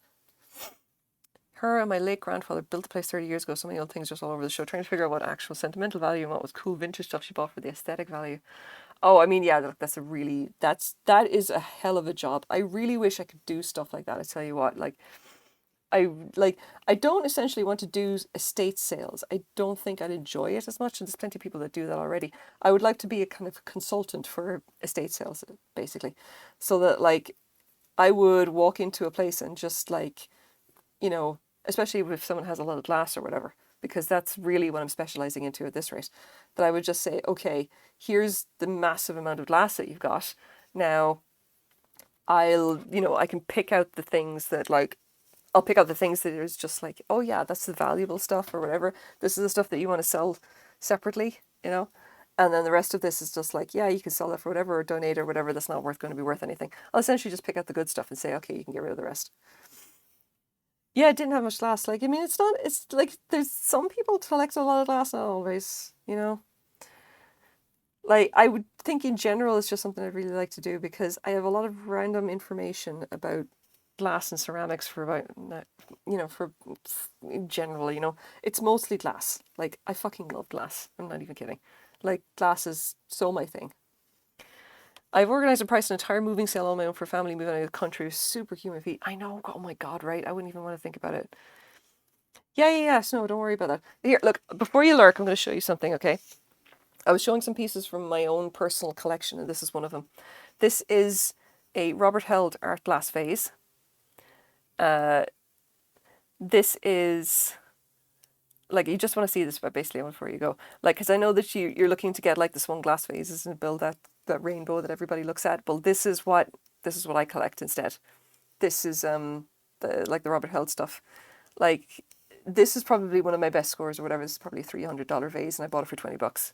You know, but this is so quintessentially his style. It has like this lovely two-tone color with the speckled glass and this iridescence and everything. It is absolutely phenomenal, and I'm so happy that I got my hands on it, basically.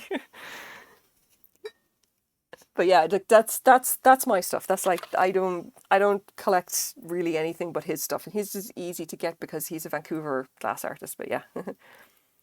I should work for Antiques Roadshow. I would love to. I would love to for someone to give me a job, you know, just doing like, you know, appraising glass. But the thing is that you'd have to actually be you need to actually study and be registered to be an appraiser and to actually be like an antiques. I think as far as I know, to be on the Antiques Roadshow, you actually need to have a degree in art history or something like that. And I ain't going back for that to college.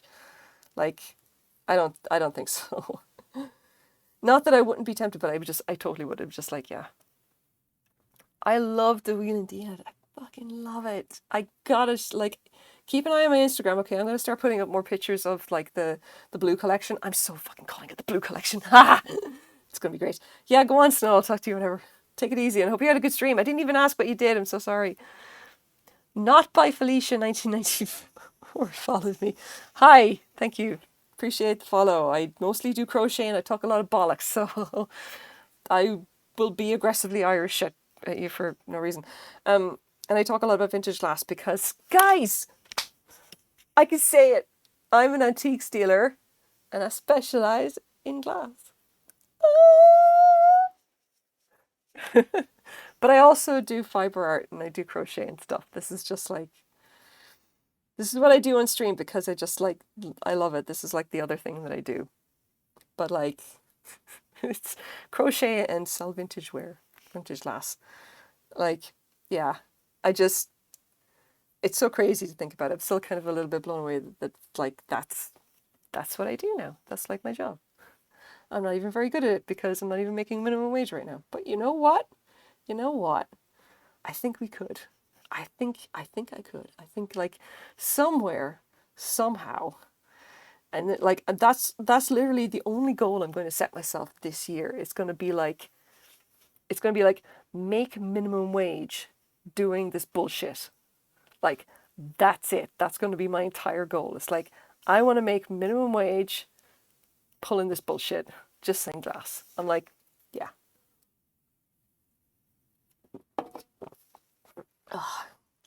Or something like that, you know, just like, in fairness, I'm not expecting much. I'm like, if I cannot lose money, I think I'd probably be doing okay. Yeah. After this weekend looking at all the other stuff, I can really see the appeal, but I also spent like 4 hours digging holes for some posts of concrete to go to. Oh boy, there's something satisfying about just digging a good hole. I mean, like, don't get me wrong. There's a lot to be said for manual labor, right? I've definitely been there. I kid you not, my friends, I have been watching videos on YouTube of dogs getting groomed. All right. You know, the dogs or whatever, like that can get really badly matted, you know, just like, especially if you get these, oh God, I'm losing my stitches here. Especially dogs who are like super matted, all right? So like dogs who would be like, you know, they've been on the streets and maybe neglected and everything like that, long-haired dogs, and their coat gets so matted that like, basically the only thing you can do with it is just shave it all off, all right? And this guy in Serbia has a YouTube channel called Man's Best Friend, and he does that. He literally he shaves neglected dogs and he just gets rid of all the mats and everything like that. And I'm not even kidding. It is the most satisfying thing in the world to just watch this channel, okay? Because the guy himself is just like, has this very nice Serbian accent. Okay, it's very nice. It's very kind of gentle. It's very, you know, Eastern European, whatever, like that. It's basically him and his girlfriend, who I think might be his fiance right now. I'm not entirely sure. And they basically joke around with each other, or he just talks about what he's doing, And other than that, it's just like ASMR. It's just the sound of the clippers going on. He's just like, and it's like peeling a dog. Fucking entertainment. I'm telling you what. Perfect, perfect entertainment. You just put on YouTube, stick on his video. It's like a solid hour of a nice East European guy peeling a dog. Like, just, I, I cannot describe the level of pure satisfaction of just, literally just like, he doesn't even have to talk much. All he could do is just like every once in a while he kind of talk a little bit about what he's doing and why, but otherwise he's just like, just goes at it with the clippers. It's like that's his job. He grooms dogs, and the dogs themselves are fucking adorable. All right, because they always come in. They look so. They're like a lot of them are just like they look kind of down and just kind of a bit fed up of everything. It's like they're not happy, you know. And some of them would be even kind of aggressive because they don't understand what's happening. Obviously, they're dogs, you know. And like, and he's just like, he does what he can with them, and sometimes he's got to muzzle them or whatever like that. But he's definitely like, he's got to, like, and one that was just exceptionally stressed out, he ended up having to bring it to a vet and get it sedated. And then he could shave the poor dog's matted coat off, you know? But like, that's all the other, and it's just, and the dogs are like, there was one that I was watching where it's like, the dog came in, it was just kind of like, it was just kind of like, oh, it's depressed. Like not happy and just kind of basically sniffing around the place and not really doing anything, just being really kind of like not whatever. And then guy goes through the whole process and the dog basically doesn't react to anything. It's like his ears get shaved, doesn't react, his muzzle getting shaved, doesn't react, and they give him a bath, and then like they do a second shave to kind of clean up the coat so clean out all the raggedy bits, and then he's done. And like they put the dog down and just let him, and then just let him shake a bit and get used to the fact that he's not dragging around fucking pounds of fucking fur. All right. And it was like the dog just kind of like, oh my God. And suddenly it gets bouncy and happy, you know? Because the dog just like, oh my God, I'm not covered in this shit anymore. And you can see how much happier they are, you know? And yeah, seriously, they peel this fleece. It's like a fucking, it's like shearing a dog. Or I keep seeing it every time I see it, and like because the coat is matted and it comes away in this one giant piece. I'm just like, he's peeling the dog. It's like watching a banana being opened. It's brilliant. But look, if you are like me and are slightly mentally unstable anyway, and have OCD out the butt, then you will probably get quite the kick out of watching those videos. Just saying. Just saying. There's also a very nice YouTube video that I've also been watching of a woman who, I kid you not, decides to clean. She cleans her followers' homes for free. And I'm talking about regular cleaning. I'm talking about like deep cleaning. She goes into hoarder houses and cleans them up. Okay. And she does it because she, like me, has OCD on a level that I pretty much cannot describe. And she just loves to clean. She finds it satisfying and relaxing. That is literally her fucking hobby. She cleans things. And she decided to make a YouTube thing out of it. It was literally just like, I'm going to clean people's houses. And she just reached out to her followers just like I'm going to clean houses. Email me and I'll come and clean your house and I'll do it for free. Just the dirtier the better. She fucking loves that. And she talks a little about mental health and like about hoarding situations, about how like, you know, it's okay to ask for help and blah blah blah. And she's like, and she likes to help people. And she's just this wonderful Finnish lady with the most incredible accent. And just and it's just an incredible thing to just watch because she's just like she's very clearly one of us, you know, just if that makes sense. I don't know if it does. It's like she's very clearly like I feel you, Finnish lady. I feel you so hard because I understand the mindset, you know. She's just you know, you my homie. I feel you right here, you know. We are on a similar wavelength, you know. We get each other. Like I don't know. Look, if you're not crazy, then, or crazy in the same way that I am, then maybe that will make absolutely no sense to you. And that's okay. That's okay. Some people hate to clean. I personally do it because, like her, I find it relaxing up to a point if I'm not hugely busy. And I've been hugely busy quite a bit lately. Hi, Wanga Dude. Thank you very much for following me. I just saw the thing there. I don't have alerts about followers and things because, frankly, my days of knowing anything at all about tech are well behind me at this point, and I'm not good at doing those things. I really should just ask Quaid Rain to choose my husband to go and set that stuff up for me. I promise I will at some point. I swear. yeah. So yeah. I just don't know how to, I don't know how to do it, all right? And I find the tech stuff to be very overwhelming. So I'm just like, I'm gonna just not touch that until I get someone else to do it for me. It's yeah. I try to keep an eye on the little activity feed thing because I have this because like look, we're fucking low tech here. This camera is my phone, all right? Because God forbid I have some proper tech, right?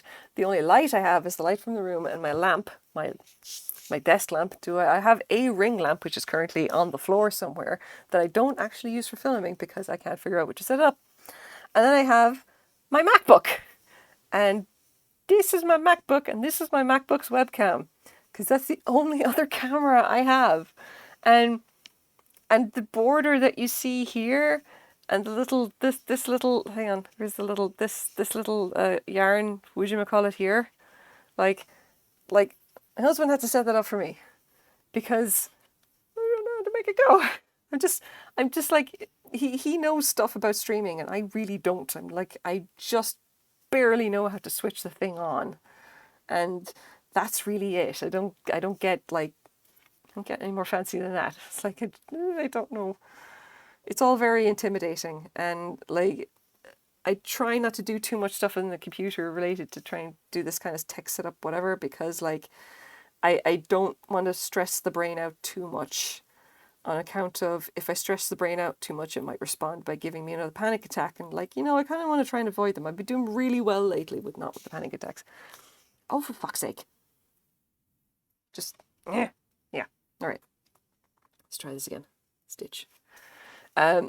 Just in case you guys are wondering, this is crochet, of course. And the bag stitch and the base is what I'm using is called a waistcoat or split V single crochet. And it tends to be worked at very high tension, or at least I'm doing it at very high tension right now. And it is also worked, it produces a fabric which is very thick and stiff. Like, you can see there it's got quite a bit of a bend in it, whatever, like that. It'll stretch out. But the actual fabric itself is it's quite thick.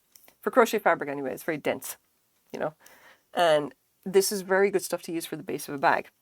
And this is my 6th row. I need to do 8 total. And once I do that, then the bag itself should be big enough, like the base itself will be big enough to actually start working the main body of the bag. And once I do that, I will literally just start working up as opposed to working out in a spiral. And yeah, we'll just swap over to the other stitch, which I'm going to be using. I'm not going to be doing this stitch all the way around the bag. And the stitch will be probably shell stitch because I don't think doing this stitch all the way up in the bag is going to be good for my fingers or my mental health. It's just the yarn itself does not really lend itself well to being worked at high tension. Some stuff can be worked very well at high tension, not this stuff. It's just not quite there. It's nice yarn, don't get me wrong. It's got a nice bit of shine in it. If you just may not show up properly on the camera, a little bit of a sparkle. This is a cotton and nylon blend, if I remember right. It's a cotton core with nylon wound around it to give it a lot of strength. So it's very much a good yarn to use for a bag in general because it's probably not going to fray or pill the way that cotton would in general because it's got nylon wrapped around the cotton. And the nylon obviously will give it extra strength. So I'm expecting this to produce a very good, very usable bag, and we're just going to have to see how it shakes out. But the thing is that working this stuff at high tension can cause the nylon to split a little bit from the cotton. And the problem, that wouldn't normally be too much of a problem, except that nylon, as we all know, is incredibly strong. And even small strands of it can be incredibly strong, which means that if it splits and then catches, well, then the stuff is just going to catch and it's just like, it's not going to come apart properly. It's like you can't even break the threads, like they're literally because it's nylon. It'll just get slightly fucky is what I would call. And so I'm going to do the base alone to 8 rows and then swap over to the other like shell stitch, which is going to be worked at a looser tension, which means the rest of the bag is going to go much faster. And it just means the base is going to have high tension, and that's it. And if I had to do this stitch all the way up, I would probably go mad. Okay. Yeah, not great, but it's not terrible. Not great, but not terrible. Yeah. You see this? Now, you can see right now, it looks a bit like a menstrual pad, okay? And trust me, it's intentional. It's meant to look like this. It's meant to look like this kind of thing, but it's the base of a bag. It's not the base of a menstrual pad. Although it could maybe possibly be one if you were going to swing that way. You can actually make your own menstrual products with crochet. I just don't think this would be the best pattern for it. I don't think, but like anyway, this is not. This is going to be the base of a bag. It's not going to be a pad for soaking up copious amounts of blood.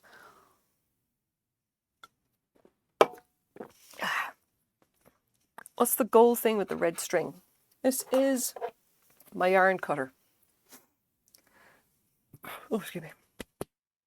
So the way this works, all right, is that each one of these little hooks has a blade in it, the little razor blade, and what you do is that you take your yarn and chuck it into the little hook and then pull it, and it hits the razor blade and cuts it cleanly.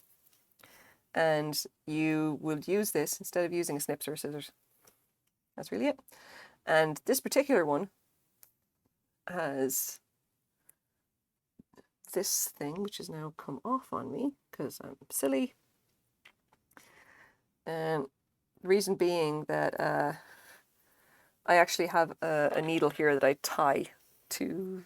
I usually tie it on because this is the thing I use while I'm traveling. I have this in my basket all the time. And I just untie the string and use the needle when I need a darning needle. Which kind of begs the question, because someone actually asked the question the other day, okay, can you take a crochet hook on an airplane? And that is not something I considered before, and now it's made me kind of worried, because we have a trip planned for Christmas to go back to Ireland, which means I will be taking crochet stuff on an airplane with me.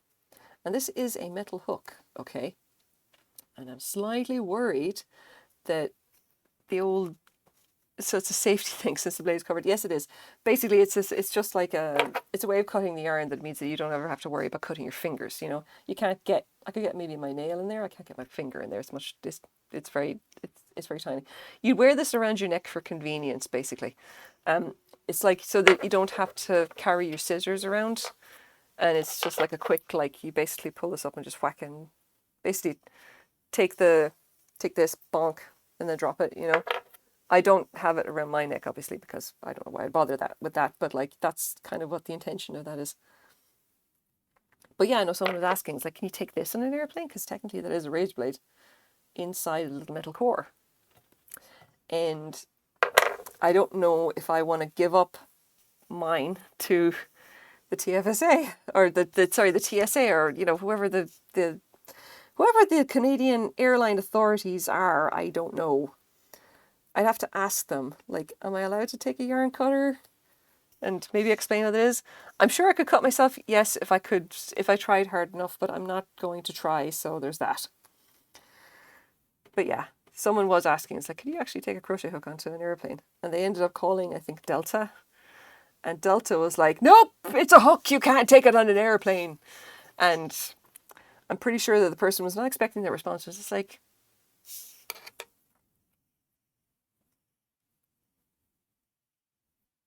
that's the hook. Really?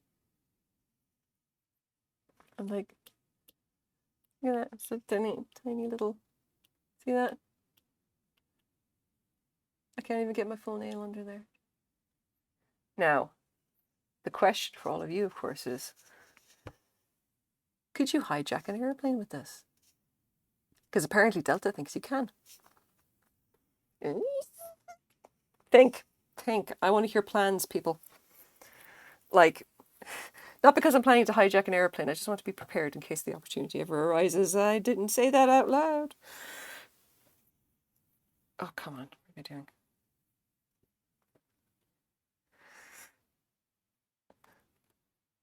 No, I'm kidding. I actually really want to know what Delta's thought processes, you know, were in general, you know, just because they obviously heard the word hook and thought, oh, she must be talking about something else, or just let's just say no on the off chance. It's like a metal hook. No, that can't possibly be something we can have on an airplane.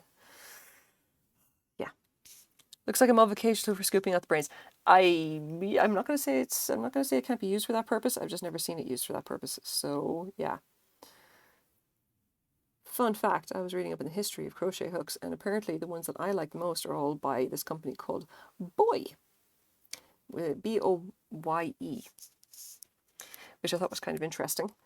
They've apparently been around since the early 20th century, and they have a whole bunch of there's a whole bunch of hooks that you can get, like in various. Obviously, they make them modern hooks and everything as well, and the brand is kind of somewhere around, so it's like been bought out by some other company at this rate or something like that. But the really good hooks, if you can find them, are the pre-World War II ones. Apparently, they're made of steel, and some of them have been like black anodized or something like that, and apparently those are the cool ones. I don't know. I have one pre-World War II hook, and it's definitely steel, and some of the coating is coming off. But I will say this much: it's still the best hook that I have ever owned. And if someone had said to me, listen, you got to choose one of your crochet hooks as a weapon, and it can be any one, but only your crochet hooks, I'd be like, fell to the motherfucking yeah, give me that one. Because yes, it's not even 6 inches long, but you know what? It's made of steel. So I'll take my chances. Come on. Is this row 7? I fucking hope it's row 7. Yes, row 7. Christ. The last 2 rows in this are taking me an age, and which is probably my own fault because, again, working at stupid high tension. Yeah. How is it that I have 13 viewers? I don't know why you people are interested in me talking about hijacking planes with crochet hooks. Okay, well, maybe you're a specific kind of viewer. Look, I don't know. And I don't want to judge. I just, if you want to listen to me talking bullshit about antique crochet hooks and about the possibilities of hijacking an airplane with said crochet hooks, look, I'm just, it's fine. This is a late night stream. What time is it? Oh my god, it's almost 11. Yeah, you know what I mean. This is the late night stream, right? I don't think we need to justify ourselves at this rate. I think we all understand that at this point everybody is probably sleep deprived, and including me, even though it's not even 11 o'clock here. Oh, come on. And what I'm doing, if I can get this shit to fucking... See, if I was sensible, I'm not, but if I was sensible, I would end up restarting this, or I'll just frog it all back and then restart it with a bigger hook so that I would get, at the very least, a little bit easier with the tension. But that would be what I would call too fucking easy. Yeah. I'm here for the Snow Period. I had a long, busy weekend, and nice to just sit down in front of a computer and listen to someone talk about something I don't know anything about. I mean, if you want, I could talk about Louis Vuitton handbags. Like, I don't know. Do you know about Louis Vuitton handbags? That's usually like, if I ever want to say like, hey, I know some really obscure knowledge, I can just turn around and say, listen, I know how to identify authentic Louis Vuitton handbags. And why I know this information is probably not really important. I just can, I collected a random assortment of facts about how to identify like legitimate, like actual, like real designer handbags. Or maybe graphic design. I know some stuff about graphic design. I'm an absolute font of what I would consider to be utterly useless information. If you ever want to know about medieval swordplay, I know shit a ton about that as well. Mostly because I've done a lot of it. I can't anymore because my back's fucked, but I do know about it. Like, do you want to know the best way to kill a knight in armor? I do. Or well, I know the way that was kind of most realistic for the period, if that makes sense. I can recognise the Louis Vuitton logo. I've no idea what's legit or not. Yeah, just Louis Vuitton they're just an interesting company with a rather interesting history, and like I seriously think they've kind of devalued their brand at this rate with the fact that they put monograms on everything, and they have the weirdest collaborations. Like, the one with the fucking Louis, what was it? It was Louis Vuitton. It was like a Van Gogh crossover, because they started doing the bags with they're essentially, they were doing their, if I remember correctly, their Speedy 10 or something like that, but with the Van Gogh Starry Night printed onto the canvas, and like with the monogram kind of embossed into it. And I was just like, this is the fucking waste of time. Like, why are we doing this? Why are we like, just how far have you fallen? You random luggage company. Because I got started making these big like travel steamer, these steamer chests or whatever you want to call it, and then just kind of evolved into making designer handbags. You know. Anyway, it's just one of those random things about like Louis Vuitton. Okay. Like, I have no idea about some of their stuff. I'm just like, I see their things and I'm just like, I expect better from you. You've been making fucking handbags for long enough at this rate. Come on, cop yourself on here. Ah, come on. I don't know. Listen, I could talk a lot about handbags and I could rant a lot about handbags. Mostly it's going to be me getting salty about like that fucking glass handbag, which I'm never not going to be salty about for the fucking record. Kylie Jenner can fuck right off. She looks like a 40-year-old who's had too much Botox and she's younger than me. But I just do not like the fact that she only has to pick up any old bullshit handbag and suddenly everyone thinks it's the greatest thing in fashion since like whatever the last thing that she picked up, which was like the last fucking just random handbag that she put her hands on. Just I swear she does. It's like an entirely a mercenary thing. All she's got to do is pick up a handbag, right? And she's probably paid thousands of dollars for it, for the way. I'm never not going to be angry about that fucking glass handbag. I'm sorry. Because I make bags and I demand that my bags be practical. Before anything else, they have to actually be usable as a handbag, no matter how pretty I want to make them. So, really, really gets right up my nose that Kylie Jenner walks around the place with a fucking glass handbag and somebody ever just like, oh my god, it's incredible. And I'm just like, that's not a fucking usable handbag.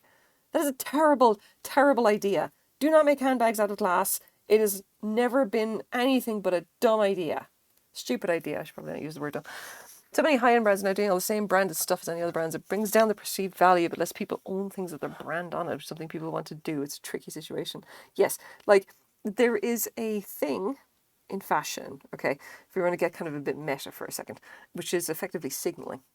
As in, like, you are signaling to other people around you in a similar social context about essentially your station in life, or how much money you've got, or essentially with the kind of clothes that you wear, or the kind of apparel that you choose to carry with you. So the fact that Kylie Jenner, for example, despite the fact that she's worth umpteen fucking millions, is bopping around the place with some bullshit glass handbag instead of a $20,000 Hermes, it says a lot about her and about her situation. That is the reason why I think she's doing it entirely for mercenary reasons, because if she actually wanted to just have a really good handbag, she would just have gone and bought herself a fucking Birkin and that would be the end of things. Like, because if you're going to spend up for the best handbags, that is the kind of handbag that you will buy. You will spend $20,000 and you will have a Hermes Birkin or Hermes Kelly, or just like one of those bags that like literally you can buy them for $20,000 and in 50 years they're going to be worth double that, because they are just that high end, and like they may even be worth that kind of money. Like, I can't say the same thing about Louis Vuitton, believe it or not. And I certainly can't say the same thing about fucking Coach or any of the other mid-level brands at this rate. Like, Coach, by the way, is the one that really gets up my nose, because they could have very easily gone the same way as Louis Vuitton. They decided, no, we want to just sell bags to basically everybody. But in doing so, their production value went right through the fucking floor. And their stuff, even in the official Coach stores, not even, like, the outlet store is not even as good. Like, it's like their quality has, like, it's gone completely downhill. Like, there is literally no point in actually carrying a Coach around anymore. It's like, I don't even know why you want to let it be known that you carry a Coach bag. It's like they put their monogram on literally everything. And once their production value fell off a cliff, then essentially, like, it just became irrelevant. You would never want to actually carry a Coach bag, because, like, people would know, oh, it's Coach and their production value is kind of shit, you know? Whereas if you're carrying around a $20,000 Hermes, everyone knows that you probably have a private car and a private driver, kind of a thing. Like, having Hermes is a signal that you can afford a $20,000 handbag, and that you're not afraid of, say, someone spilling money, or sorry, what am I saying? Someone spilling wine, for example, on a $20,000 handbag. Because, not for nothing, all right, if I actually owned a high-end bag like that, it would never see the outside of my closet because, like, I'd be terrified that something would happen to it. I've owned nice bags. I've never owned anything worth more than maybe $100 because, like, no, why would I do that to myself? Like, the anxiety alone would drive me nuts. But, like, yeah, if you have, say, I don't know, let's say you're going to get fancy, you spend 8,000 on a nice Louis Vuitton, something with vachetta leather, you know. And it's all like, people are just like, you know, it's nice, it's good Vuitton, you know, nice Louis Vuitton or whatever like that. But, like, could I afford to replace a $8,000 handbag? Fuck no. Could I afford to, I don't know, have it cleaned if something happened to it or repaired? Maybe. But would I want to? Shit, no. That's something that you'd pass down as a family heirloom or something. I don't own handbags, but I do have a canvas satchel thing that might as well be the male equivalent of a handbag. Made to the same spec as the bags the people of the Liberation Army had during the Long March, and supposedly made at the same place in China too. So it's new, made to the 1940s style. Very practical to bring lunch to work in. Right? Like, I really appreciate bags like that. Bags that were essentially made, like, explicitly for their purpose, as in they were built, like, to a particular...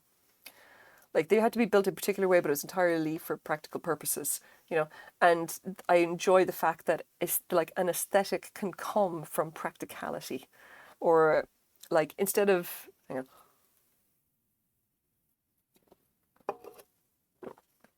It's not so much that form follows function, but that beauty follows form, follows function. That something can be beautiful simply, or it can be beautiful and attractive simply because you appreciate the design is good, you know. Like, did I do a slip stitch there? What? What the fuck did I do? Yeah, okay. So apparently I lost my mind and did a slip stitch. That was just... That knew that no, right. Right, here we go. The only added thing on it is a portrait mount. Other than that, it's just practical. Yeah, I know, right? Like, the thing is that, like, a lot of bags or whatever have a certain like, simple ornamentation, but the actual form or whatever will be built for a particular thing, and then that's, you know, that's kind of it. Like, I've noticed a lot of, like, old canvas kind of army bags. They always kind of follow a particular... There's a particular style that you've got going, you know, you got going with them. But they're always kind of like, they're very usable, you know. That is definitely something I would strive for anytime I'm making a bag. It's like, more than anything, I want it to be usable. It's not good enough for it to be pretty. Like, pretty is a kind of like, it's an added bonus, but more than anything, it has to function as an actual handbag. It's got to be useful for what I want to do with it, which is why I take the time to actually test my bags. Like, I test the design. I have to be sure that it's going to work. So this current design that I've got right now is the one with a slightly too long handle, which means that when I do this one, I'm going to be shortening the handle a little bit. But I think it's a really good design because, like, the base of the bag is kind of like a bucket bag, and then the handles at the top is a kind of a single piece handle, and you can just basically put it, you put them two together and just throw them over your shoulder. Hello, her Blue Green Fan 2013. Hello, how are you? Seen the yarn, like, oh, and I help. Yeah, like, it's here in the Pacific Northwest. It is just after 11 o'clock at night. I'll probably be heading to bed soon, but for now I'm bitching about, well, talking about handbags, bitching about handbags, and making handbags mostly. I do a lot of crochet. I'm currently making the base for a handbag. I make a lot of bags. I design my own bags. Washington, yeah, there you go. You're in the same time zone then. Yeah, so this is going to be the base of a bag, and like this is, you see, this is the base of a bag. It looks kind of small now, but essentially once I start to, it's going to start coming out and up, and this is not, doesn't really need to be a very big bag because again, it's a handbag. We're going to be going up like this. It's got to essentially be able to hold the most basic stuff, which is like your wallet, your mobile phone, blah, blah. So what we've got going on here is, this is a waistcoat stitch, or it's called, or waistcoat stitch, or what do you call it? Waistcoat stitch or split V single crochet, which just produces a very kind of stiff fabric. Yeah. The once I actually finish, I've got another 1, 2, 3, 4, 5, 6, 7. I've got one more round to do, and then I'm going to be, yeah, then I'm going to start working up from there. I think that's going to be good. The The yarn in question that I'm using is this cotton blend. Cotton with nylon essentially wrapped around it to give it extra strength. So I'm hoping it's going to be pretty. It's going to be pretty stiff and pretty sturdy. I have another bag already that I made using the same stuff, and I kind of thought that it is come out nicely. So what we're going to probably be doing for the body of the bag is a basic shell stitch, and I'll just go in rounds. I don't think I'll spiral up on that, and then we'll see how we get on. Oh, thank you very much for following me. I do appreciate it. I'm on every Sunday, more or less. I cut, yeah, mostly every Sunday from about 9 o'clock until about 11 o'clock-ish. I'll sometimes get on a little bit earlier, a bit later. But I do try to get on every Sunday night. Do you fabric line your bags? I do sometimes. Like, I generally don't like to fabric line unless I'm doing something very specific. The thing is, a lot of the bags that I've got, I'm testing market bags. So I don't necessarily need them to have a fabric liner anyway. I will probably line one or two of the bucket bags. I don't know yet. It's like more, this is kind of like I designed specifically for other people doing crochet, so I like the bags to be functional regardless of whether they're lined or not, you know? So this is kind of more like personal preference. You can line them, and I have lined, I've got one around here so that I have lined. Hang on. Oh yeah, here it is. It's in the pile.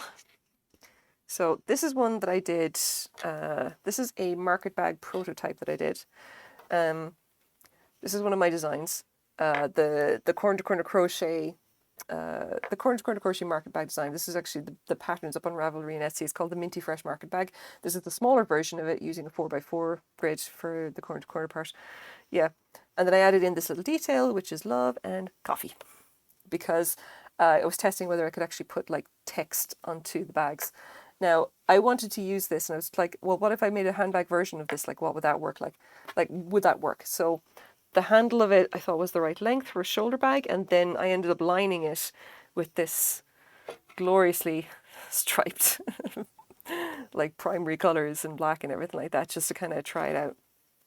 And I thought it came out kind of nice. Like, I use this as my handbag for a couple of, like, a week or two, and I thought it was very good as a handbag. I thought it worked quite nicely.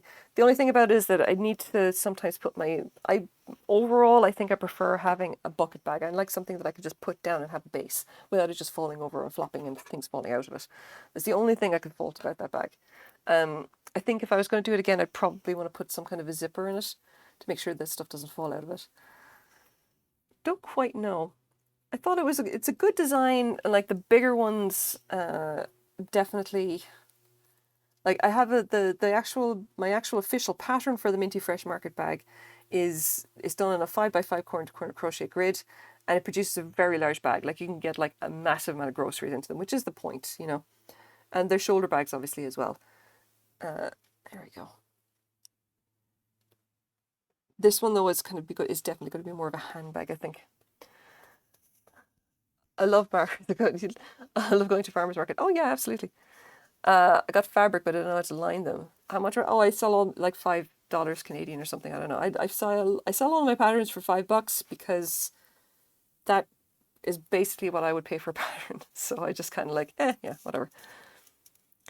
I got fabric, but I don't know how to line them. If you have a sewing machine, it's a good bit easier. And if you have a flat bag as opposed to something that's actually 3-dimensional, that is also much easier as well. Like, it took me 2 minutes to make the liner for that bag because it's just, you know, your random, what would you call it? It's really just a flat bag, so it's just 2 pieces that needs to go into the actual liner itself. If you're doing something that's 3-dimensional, like a bucket bag that has like an actual base, and that you need to make like a base and the body or whatever, that gets a little bit more complicated. It's not hugely difficult, you know, but like, it's still just a little bit more of a pain in the bollocks. And it does definitely help if you know how to either hand sew, or if you have a sewing machine and know how to use it. Oh god, I'm buggering this up. I keep looking at this and going like, I'm not doing doubles, I'm doing singles, for fuck's sake. I gotta remember that. Just looked on Insta, there's some nice looking bags. I can see what it is you're doing actually. Oh yeah, no, like my Instagram for Rainfall Crafts, that's the one that I do for all my for all my like crochet stuff or whatever. Yeah, that's where all the bags generally end up. Like the corner to corner ones is just like I've been on a kick doing corner to corner crochet for a while, you know. Oh, you like yeah, look, if you've got a machine it's much easier. Like generally what I do is that I create the form and then just seam the top to, like, I don't bother trying to sew through the yarn. I will hand sew the top. Like I will, like, if you're actually making the liner, like, because it's going in internally, you kind of have to measure the internal dimensions of the bag, or essentially measure the bag and then remove the actual thickness so that you know how big the internal liner needs to be made. And then, you know, if you know seaming, you gotta, like, you know, have the seam and you have to essentially iron the seams flat.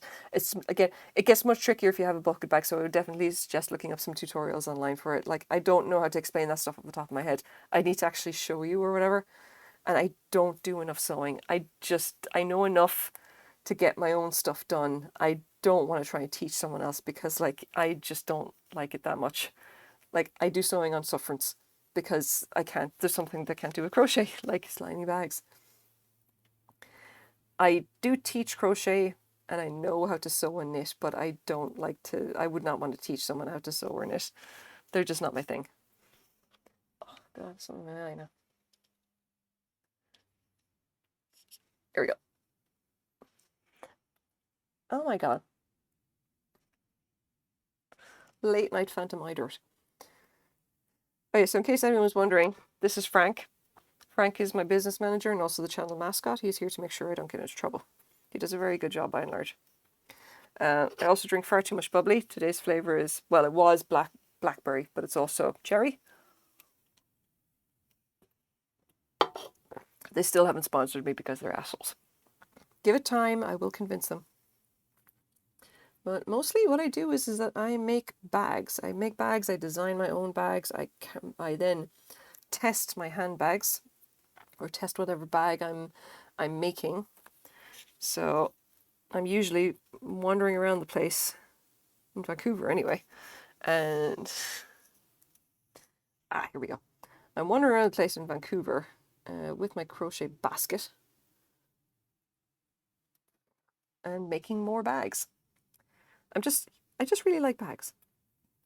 You know, it's just my thing. I like it a lot.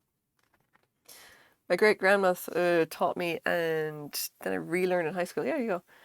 Are you originally from Australia? Are you asking me or Wang dude? Because if you think I'm from Australia, that's fucking hilarious.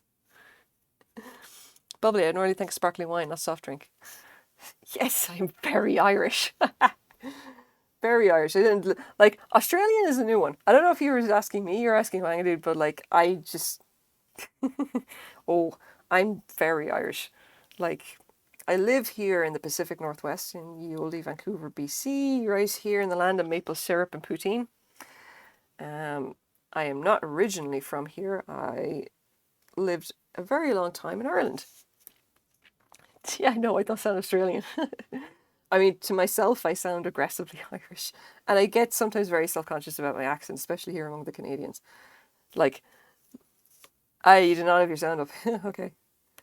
The thing that can maybe throw you, all right, is that Irish slang tends to be a combination of slang from literally everywhere else, every other English-speaking country in the world, including Australians.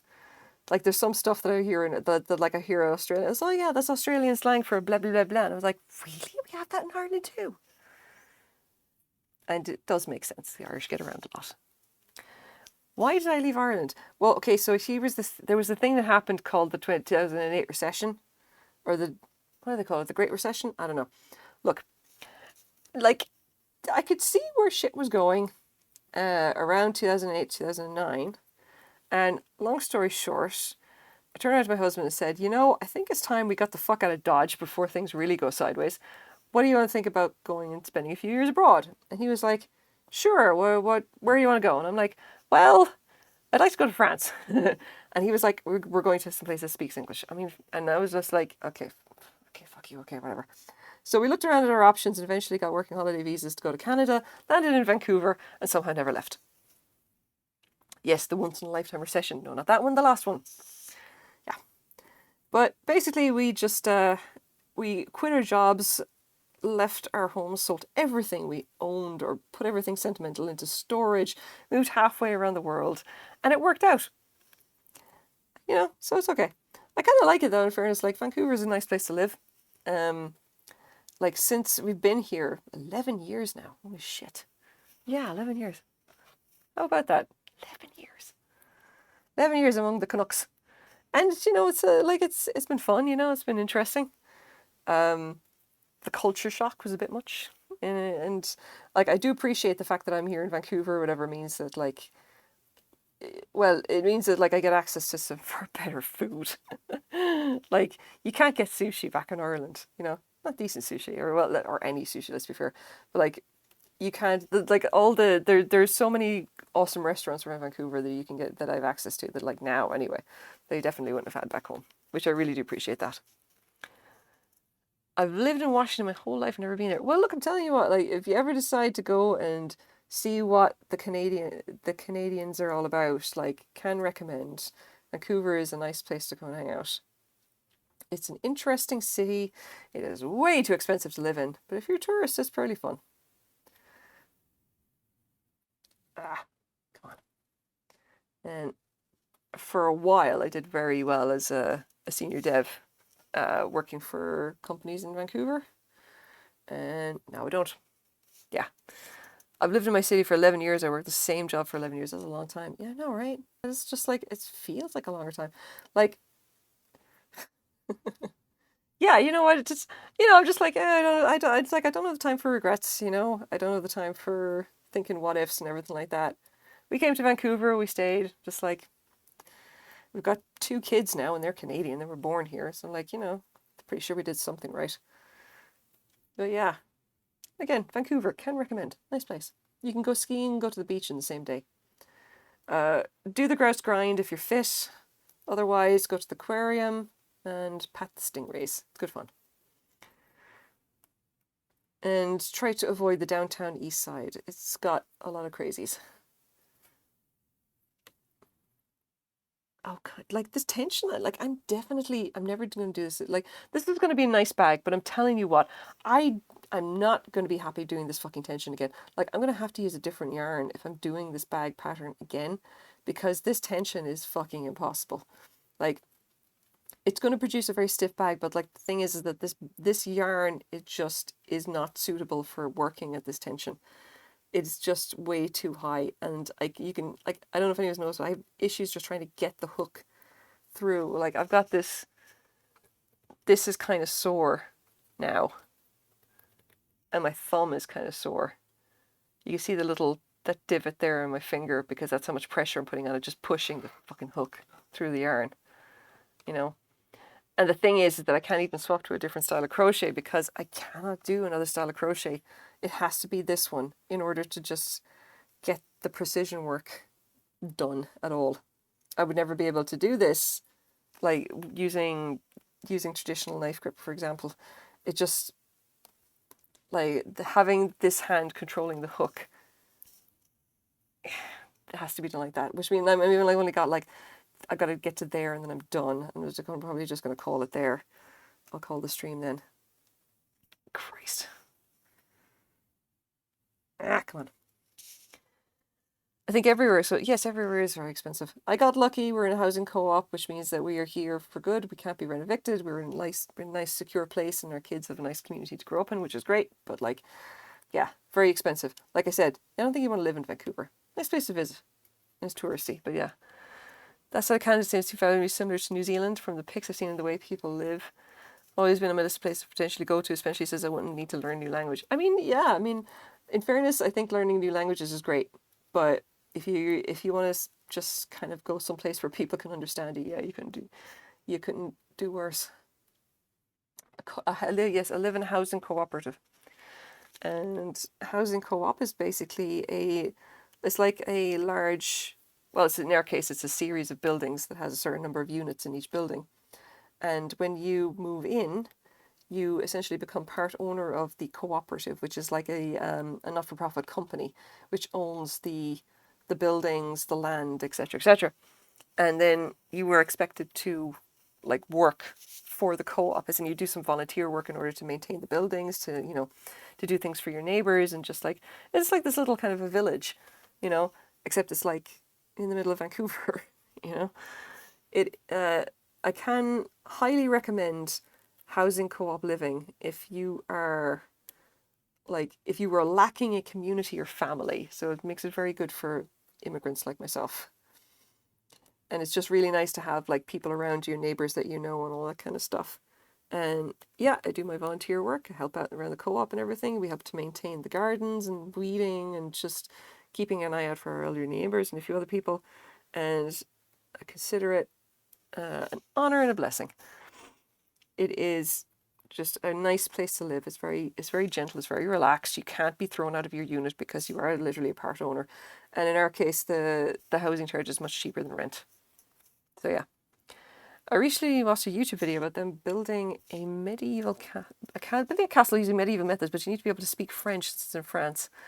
First time in my life I really want to know the language for practical reasons. I mean, yeah, don't get me wrong, could work. Like, to be honest, I think people are a little bit too afraid of like learning additional languages. It's not that hard, you know. Even if you didn't pick it up when you were a kid, or if you didn't learn any other second language or whatever when you were a kid, like, it's not really that hard to learn another language. And learning another language is interesting and unusual. And like, and I say this as someone who tries to learn a little bit of lots of different languages. Like, I learned how to, because I live in Vancouver, I learned how to say hello, goodbye, and thank you in Chinese. Just because there's a lot of Chinese in Richmond, right next to where I live. So I thought, you know what, I should probably learn to say some stuff in Chinese. So I just said, yeah, okay, I'll do that. And my French is kind of so-so. I know a fair bit of French. My Irish is far better. But like, knowing little bits and pieces of other languages is like, you know, just it's interesting, it's unusual, you know. It's a nice little like, it's like a nice little party trick or whatever like that. I know a few words of Spanish or whatever because my best friend is from Chile, and I'm trying to get used to kind of like, I want to learn some Spanish so that I can talk to her in her native language, you know. I think that's kind of worthwhile. I think English speakers all have a bad start since we're told we don't need to know any other since everyone else learns English. Yeah, I know. It's just like, well, it's like, even if you don't like learn a language fluently, just knowing a little bit is really useful. Like my dad, okay, he's adamantly refuses to actually learn a new language, right? He's just like, everyone speaks English. Like, why would I learn another language? But like, he has a holiday home in Turkey and likes to go there and whatever. He still went to the trouble of learning things like, he knows how to say hello, goodbye, please, thank you, and, you know, a few other basic phrases in Turkish. Not because he wants to learn Turkish, he doesn't give a shit, but like, he thinks it's just the polite thing to do. He wants to be sure that, like, you know, he would, like, my dad, bless him, he's an older Irish guy, and he would consider it the worst thing in the world to be rude, you know. He doesn't want to be rude. If he's in another country, he'd want to at least be able to say hello, like the most basic things. And, you know, so he doesn't want to offend someone, you know. I think it'd be just like, yes, hello, goodbye, whatever. Kind of have that here where I am. We do yard mains for our landlord, like grow a bunch of food, and me and the neighbours traded like this little compound thing. English is so hard to learn because we have one word for 3 different meanings. Yeah, I know, right? They're like English, what does someone say? English is like the slang of 10 different countries all stacked up together in a trench coat. And yeah, it is hard to learn. Context of slang is like, what could be an insult in one version of English can be nothing at all in another. Someone had to tell me a while ago that apparently out in Ontario, calling someone a goof is like the worst thing in the world. You know, it's like the most horrible and desperate insult. And if you call someone a goof, then you're about to get hit, or you're about to start a fight. And I was just like, it's just kind of, doesn't that make sense or something like that? I don't understand why that would be considered so very bad. But like, no, it's like, it's completely, as far as I could tell, that is utterly unknown as an insult outside of like Ontario. English is weird, I'll tell you what. Okay, so here we are. This is our base. Now again, doesn't look like a whole lot, but it's going to get bigger and it's going to come up. Okay. So you can see like that's about the kind of the size of it. We'll see where it actually is. It's like this, if this bag, if I build it up, like if I make it kind of tall or whatever like that, it's going to hold a sizable amount of stuff. It's not going to be big enough to hold like an iPad and everything like that, but that's not really what it's for. It's supposed to be a handbag. So I think we'll see by next week, I'll see like what have I got done or what the design I've got done. And because it is, oh dear God, 27 minutes past 11, I'm not going to bother raiding out. I'm just way too tired. And I don't want to raid someone and then bugger off. That would be unfair.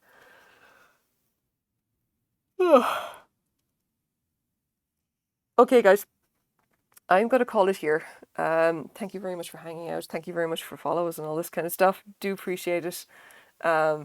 Big thanks to Snowfeed for the raid. I really like that as well. And scaring the crap out of me. Oh, Crazy Sherva, I just saw like first time chat reviewer.